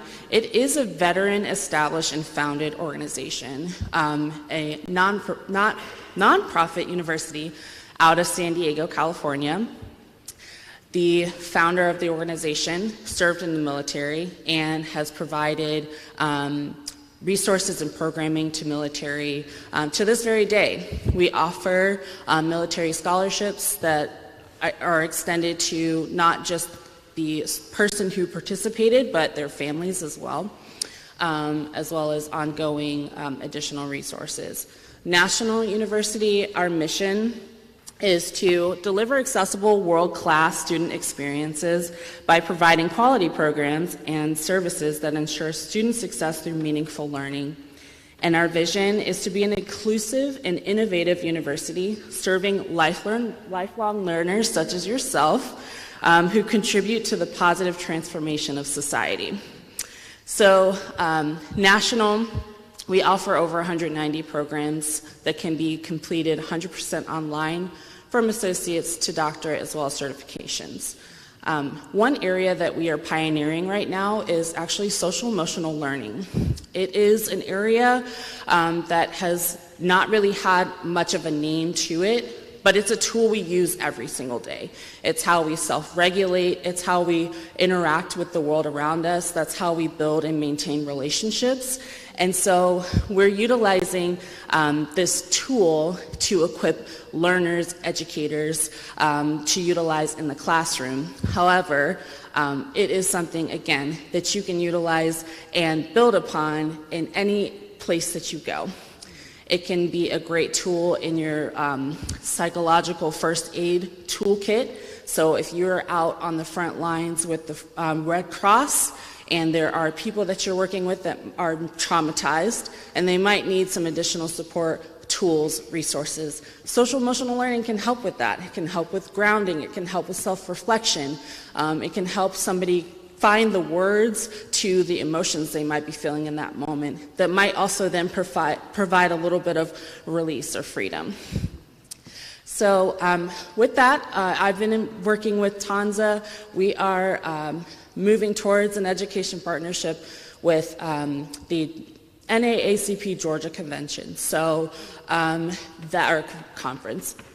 And with that, we're hoping to bring resources, education opportunities, tuition discounts to any and all members that participate in the Georgia Conference. So does anyone have any questions for me? I have some information out on the registration desk out there, as well as some swag and goodies, and this will not be the last time you see me. I'm hoping to make my way around to the local units as well, just to share more information about our programs and how we can partner with NAACP to make the greatest impact and to really just provide resources and equip members with whatever they might need. Also wanted to mention that we do have an MOU signed with the NAACP San Diego chapter, which is where our main campus is, and they've been working on some community-based outreach events out there as well. Yeah.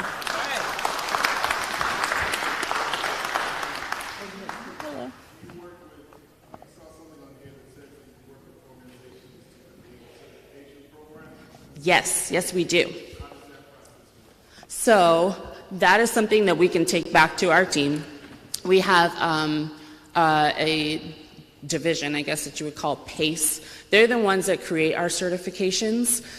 So our general certifications, if you go on our website right now, any of those certifications, they've created those. We do have more specified certifications. Amazon came to us and they wanted one specific for their employees, so that we created that for them. So again, that is absolutely something we can work with NAACP to do. If there's a specific focus area that you want to be able to empower your members with, we can work with you on that. We also work with public safety, so we have been rolling out a free certificate for its wellness and community policing certificate, so that police officers, again, can think more about how they are caring for themselves and then how they show up to work and how they interact with others as well.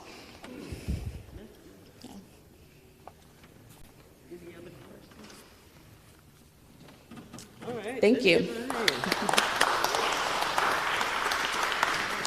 Thank you.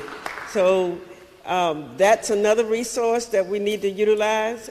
What I'm going to ask Tanza, since she's really been doing a good job, just like Elder DuBose spoke of her, I really want to see if we can send all of the resources that we have heard today to all of you. Because, you know, I know there's some that really want to find out how we can get more with the Red Cross, some economic, and now we have the National University. So all of those resources are very important, and that's what we're doing now, is just what our founders wanted us to do, is to continue to make sure that we make a way when there's no way, or we think there's no way, but there's other resources. So every year we always celebrate Founders Day, which is always February the 12th, and it was 1909. So we've been here a long, long time, right? And we want to be here a longer time. That's why we want the young people to step up like you all are doing, and we certainly appreciate that. Now we're almost at the end. Are there any questions or anybody that wanted to actually comment on anything? How do you all think the day went? Was it full of resources? Yes. Even the rain didn't keep us away, right?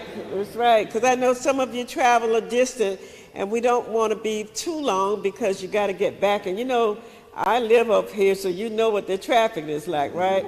And it's not getting any better because they're building more and more units around us. The traffic, people love us, y'all. They love Georgia.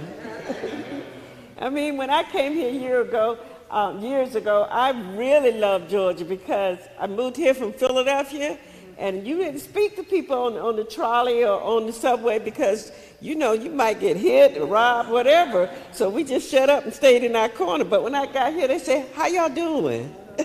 And I was like, these people speaking. So I love it here, and I love the people, and it really has advanced my life and my children's life because we're here in the state of Georgia. So you all that are homegrown, born and raised here, you all did a good job. Thank you so much. You did a good job. Thank you so much. You're welcome. Yes. So I think now it's time for announcements. So if anybody got any announcements, like we heard from Baldwin County and what they're doing, anybody else have announcements that they want to bring forth at this time to announce what you're doing in your branch? I know something, y'all not doing, I know y'all doing something. Now who's doing something? Henry County, what you doing over there? Come on, because I know you all are doing something. Come on. Hi, thank you. We just had a deep dive redistricting roundtable where we had our elected officials come in and talk about how the structure of the redistricted maps affects Henry County specifically. We had it on Facebook Live, so that folks could ask questions and continue to ask questions as they go. When you put it on Facebook Live, you can always go back and put questions in the chat and things like that. We are also working now to plan for our grand opening of our community garden that we have there. We're going to do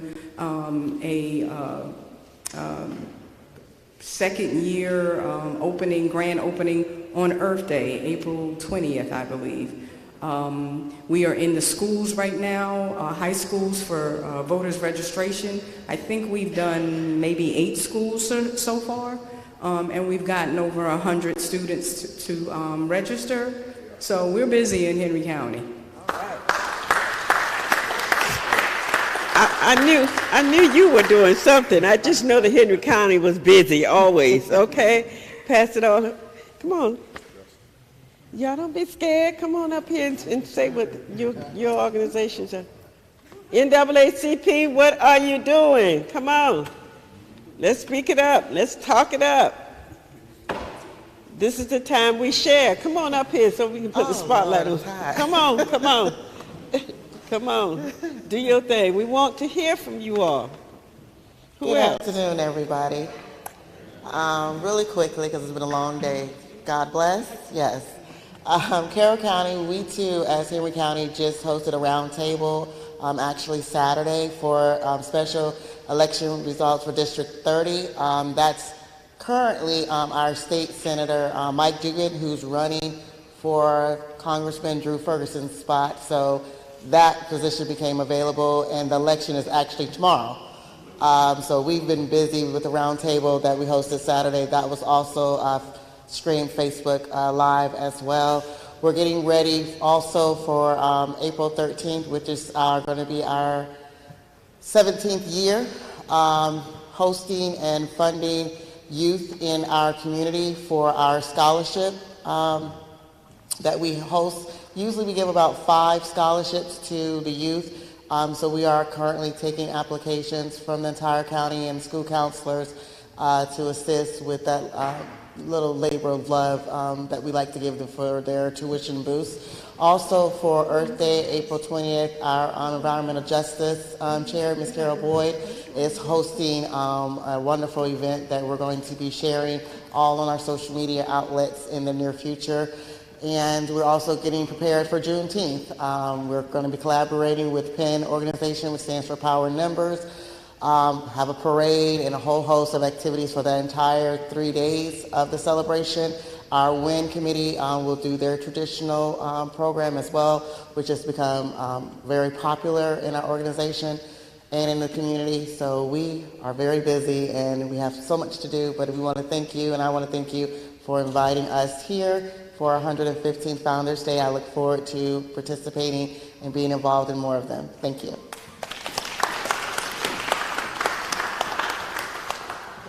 Hello, for all you all that don't know me, I'm Edwina Clanton, and we just got through a lot of events, and we're right now working on our first breakfast for this year, our Unity Breakfast.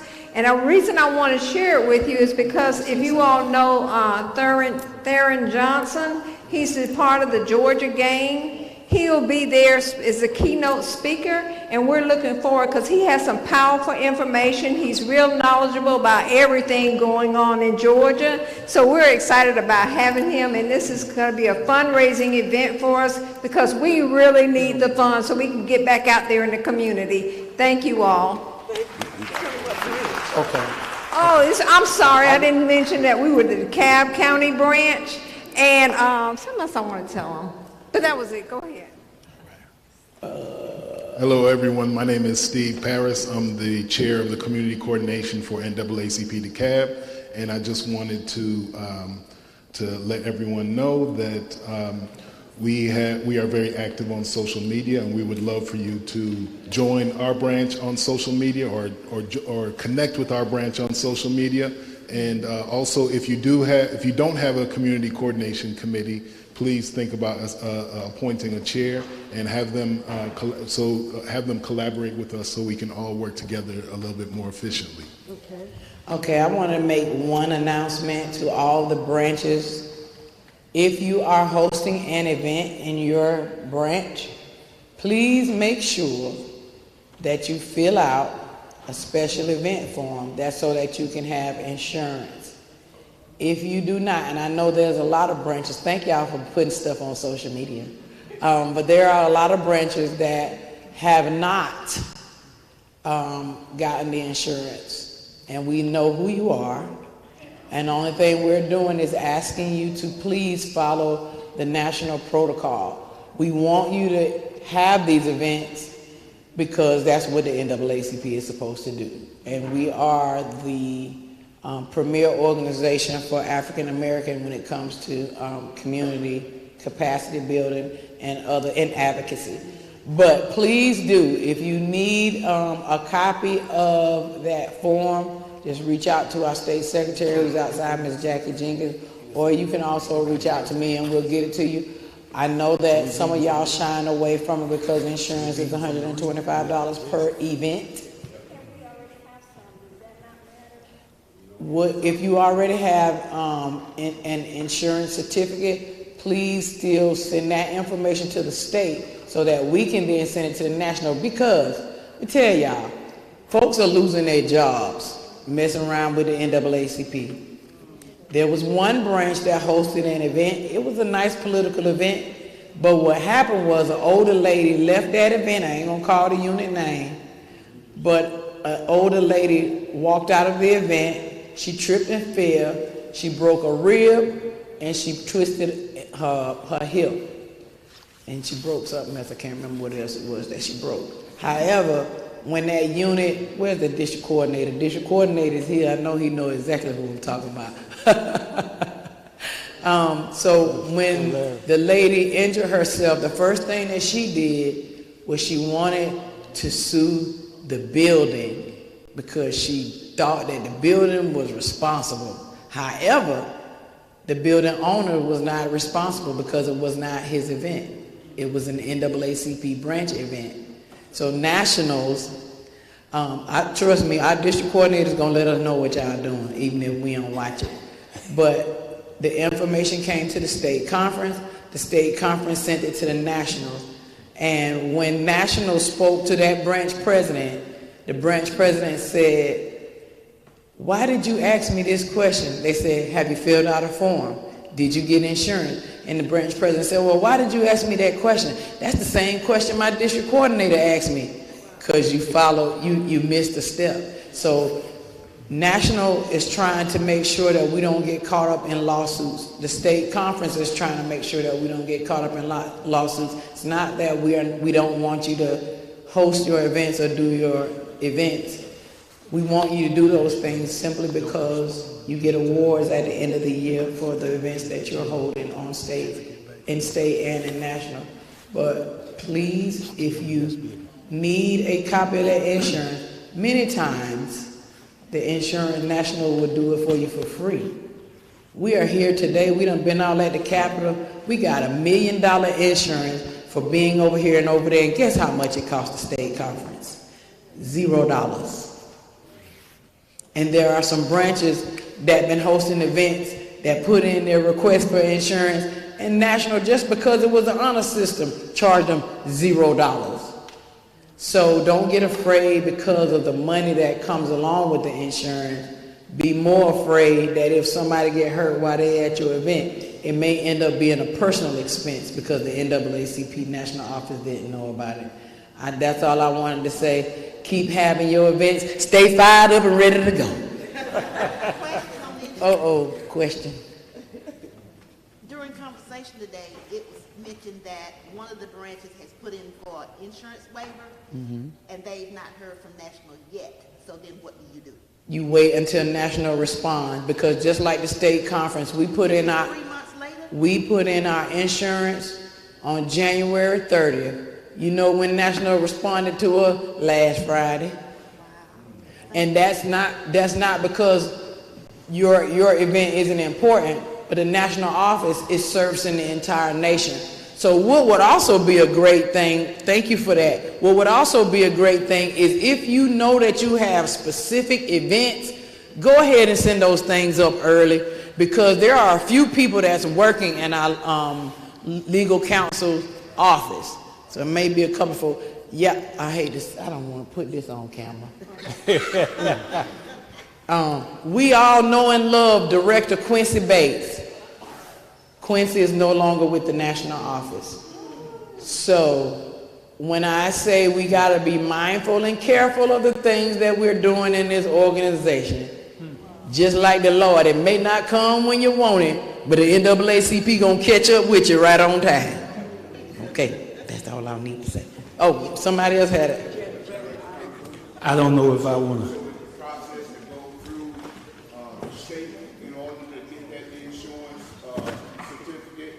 I will say our second vice president, Dr. Rosalind Matthews, put in for her branch, and she got approval, what, a day or two? Well, because we still waiting on our certificate from 2022. Yeah, and it probably, so I would say this, because that's what she did. Make sure you include people from the state in that email so that it can be expedited. Redo it again and make sure you include state secretary, state president, administrators. Yes, sir. Thank you. Somebody had it. I don't know if I want to say what I need to say now since she just said what she said. But let me just share this with you.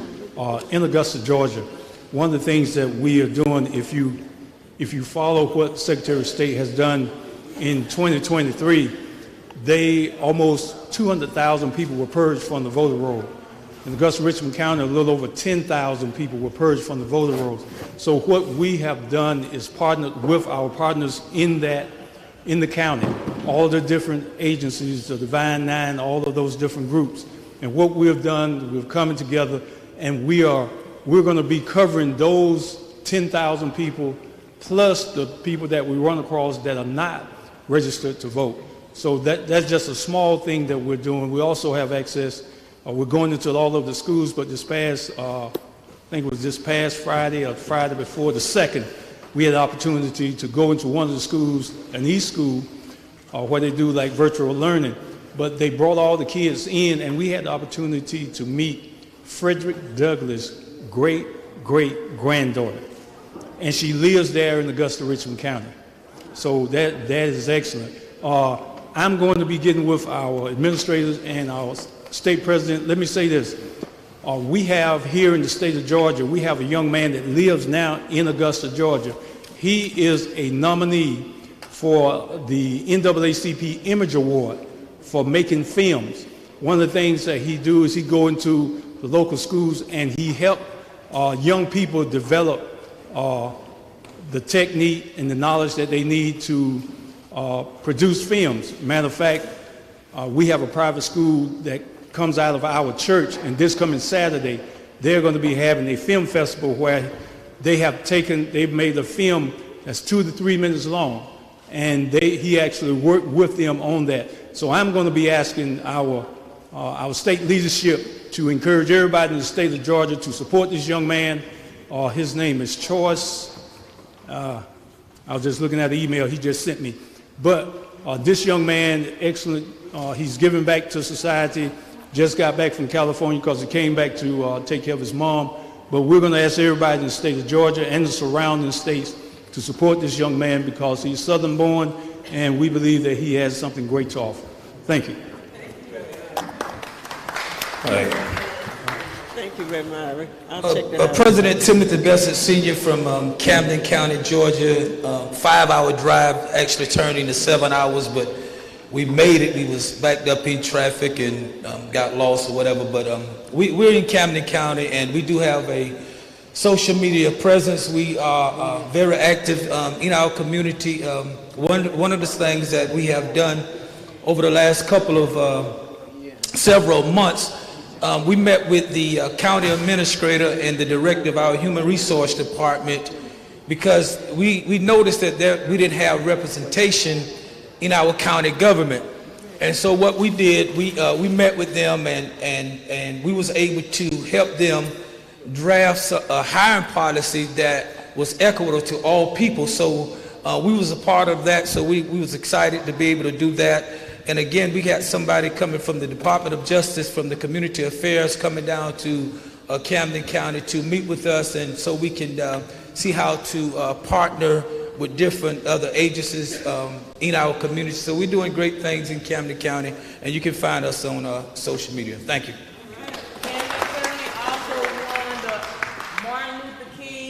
Founders Day membership drive. We asked for 14 new or renewed.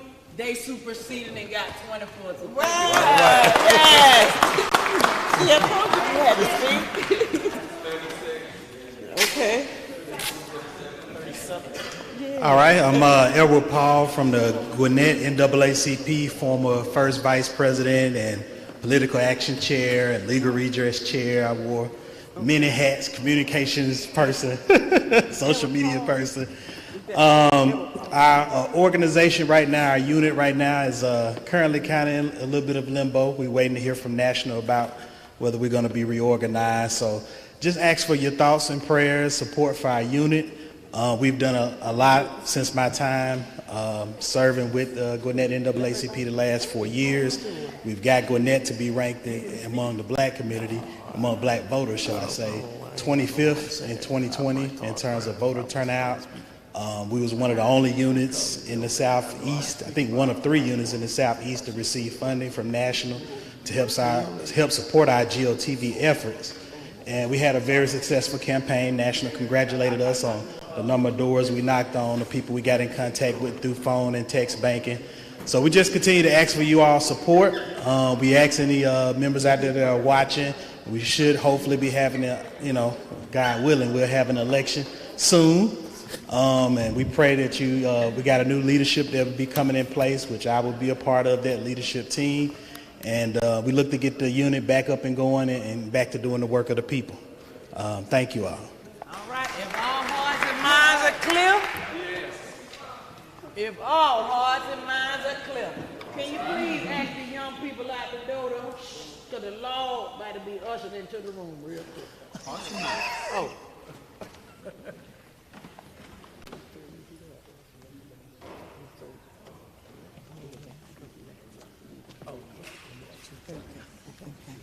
You know how to do it. Before we end our session together, we know that we lost 3 military persons.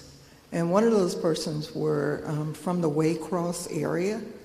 And so we definitely want to keep them and keep their families in our prayers.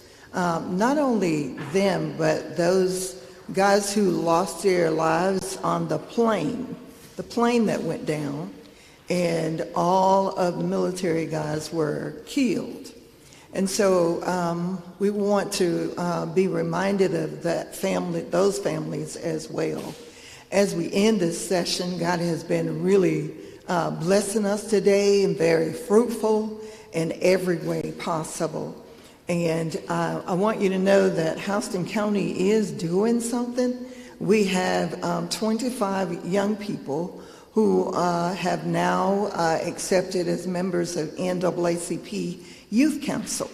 And we are going to have a community forum very soon in March. And so I'll be sending you those dates as well. And my president is here. Praise God. We are always at odds with each other, but I want him to know that I respect him in his position. Amen. And so it's good to have you here as well. And so as he's going to help me raise these young people and what they need to do. Amen. Praise God. All right. Praise God. Let us pray. Gracious God, our Father, we bow before you, Lord, in humble submission. We bow thanking you, Father, for all that you have poured out on today, on this rainy day, God. You have poured outside and we have been filled on the inside. And God, as you have spoken to us, Lord, you have aligned our hearts and our minds with some resources that we can take back to our various communities. Not only just take back, God, but we'll be able to implement those things because they will help somebody. They will show somebody that they are important, that they are valued, that they are needed, that it is necessary that they get out and vote. Father, we thank you for how you have spoken to us on today. We thank you for every participant. We thank you for everyone who showed up here today, eager, ready to make change happen for our people. Those who are marginalized, those who are disenfranchised, those who are hungry, those who need God. We ask you, oh Father, to use us, Lord, like never before. We ask you, oh God, that you would look on us, Lord, and anything that you need us to do for your people, God, that you would choose us. God, we thank you for this NAACP, God. 115 years we've been on the battlefield trying to help somebody. And oh God, if we can help somebody, then our living will not be in vain. We thank you for the walk. We thank you for the talk. We thank you for the resources. And we thank you for this church family, God, who will open their doors so that we would be able to come in and have this meeting on today. We ask that you continue to bless them in every way possible. We ask, oh God, now that we're leaving, that you will give us safe passage, that your angels will go out before us, God. And oh God, that whatever danger that lies ahead, that you will protect each and every one of us, Lord. And not only us, God, but others who are traveling our way as well. Now, God, as we leave, we ask that you would look on all of our leaders, Lord, who guide us. And, oh, Father, we ask that you would look on our political action chair, God. Oh, Father, you know what she stands in need of, Lord. You know in every way and everything that she does to strengthen us as we move along. We ask you to bless her, Father, in every way possible. And then, oh God, bless our executive director, Lord, who give and have given and still gives. Father, we thank you for her mind. We thank you for her attitude. We thank you for providing resources. And then, oh Father, when it's all said and done, we ask you to deliver us in every way, in everything that you have assigned our hands to do. Help us to do it with integrity. Help us to do it with love because it will change things in our various communities. We thank you now for what you're going to do and how you're going to do it. In Jesus' name we do pray. And we all over the building said, amen. Amen. Hallelujah. Move Jesus. Move Jesus. Move Jesus.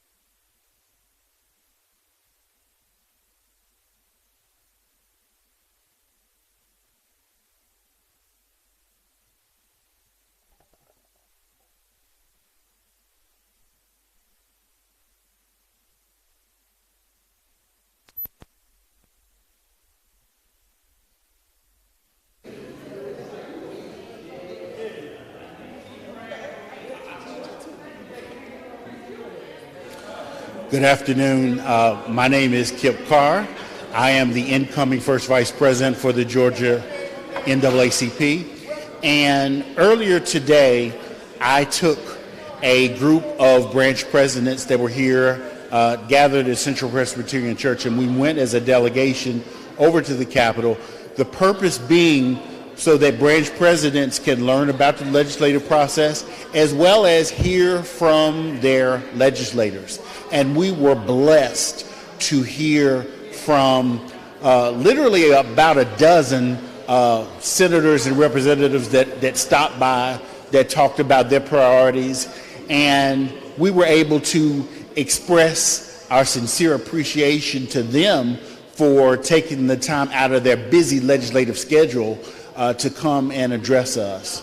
I think that the presidents got a lot of good feedback from it.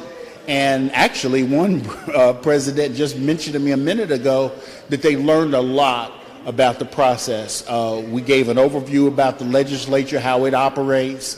We gave it very important dates about the legislative calendar, and along with a charge for them to go back and continue to stay involved, stay informed of the legislative process. It is so important in terms of thriving together for us to remain informed. And so it was just a blessing to be able to take the branch presidents over, as well as there were other officials with the AME Church as well that met with several of our branch presidents.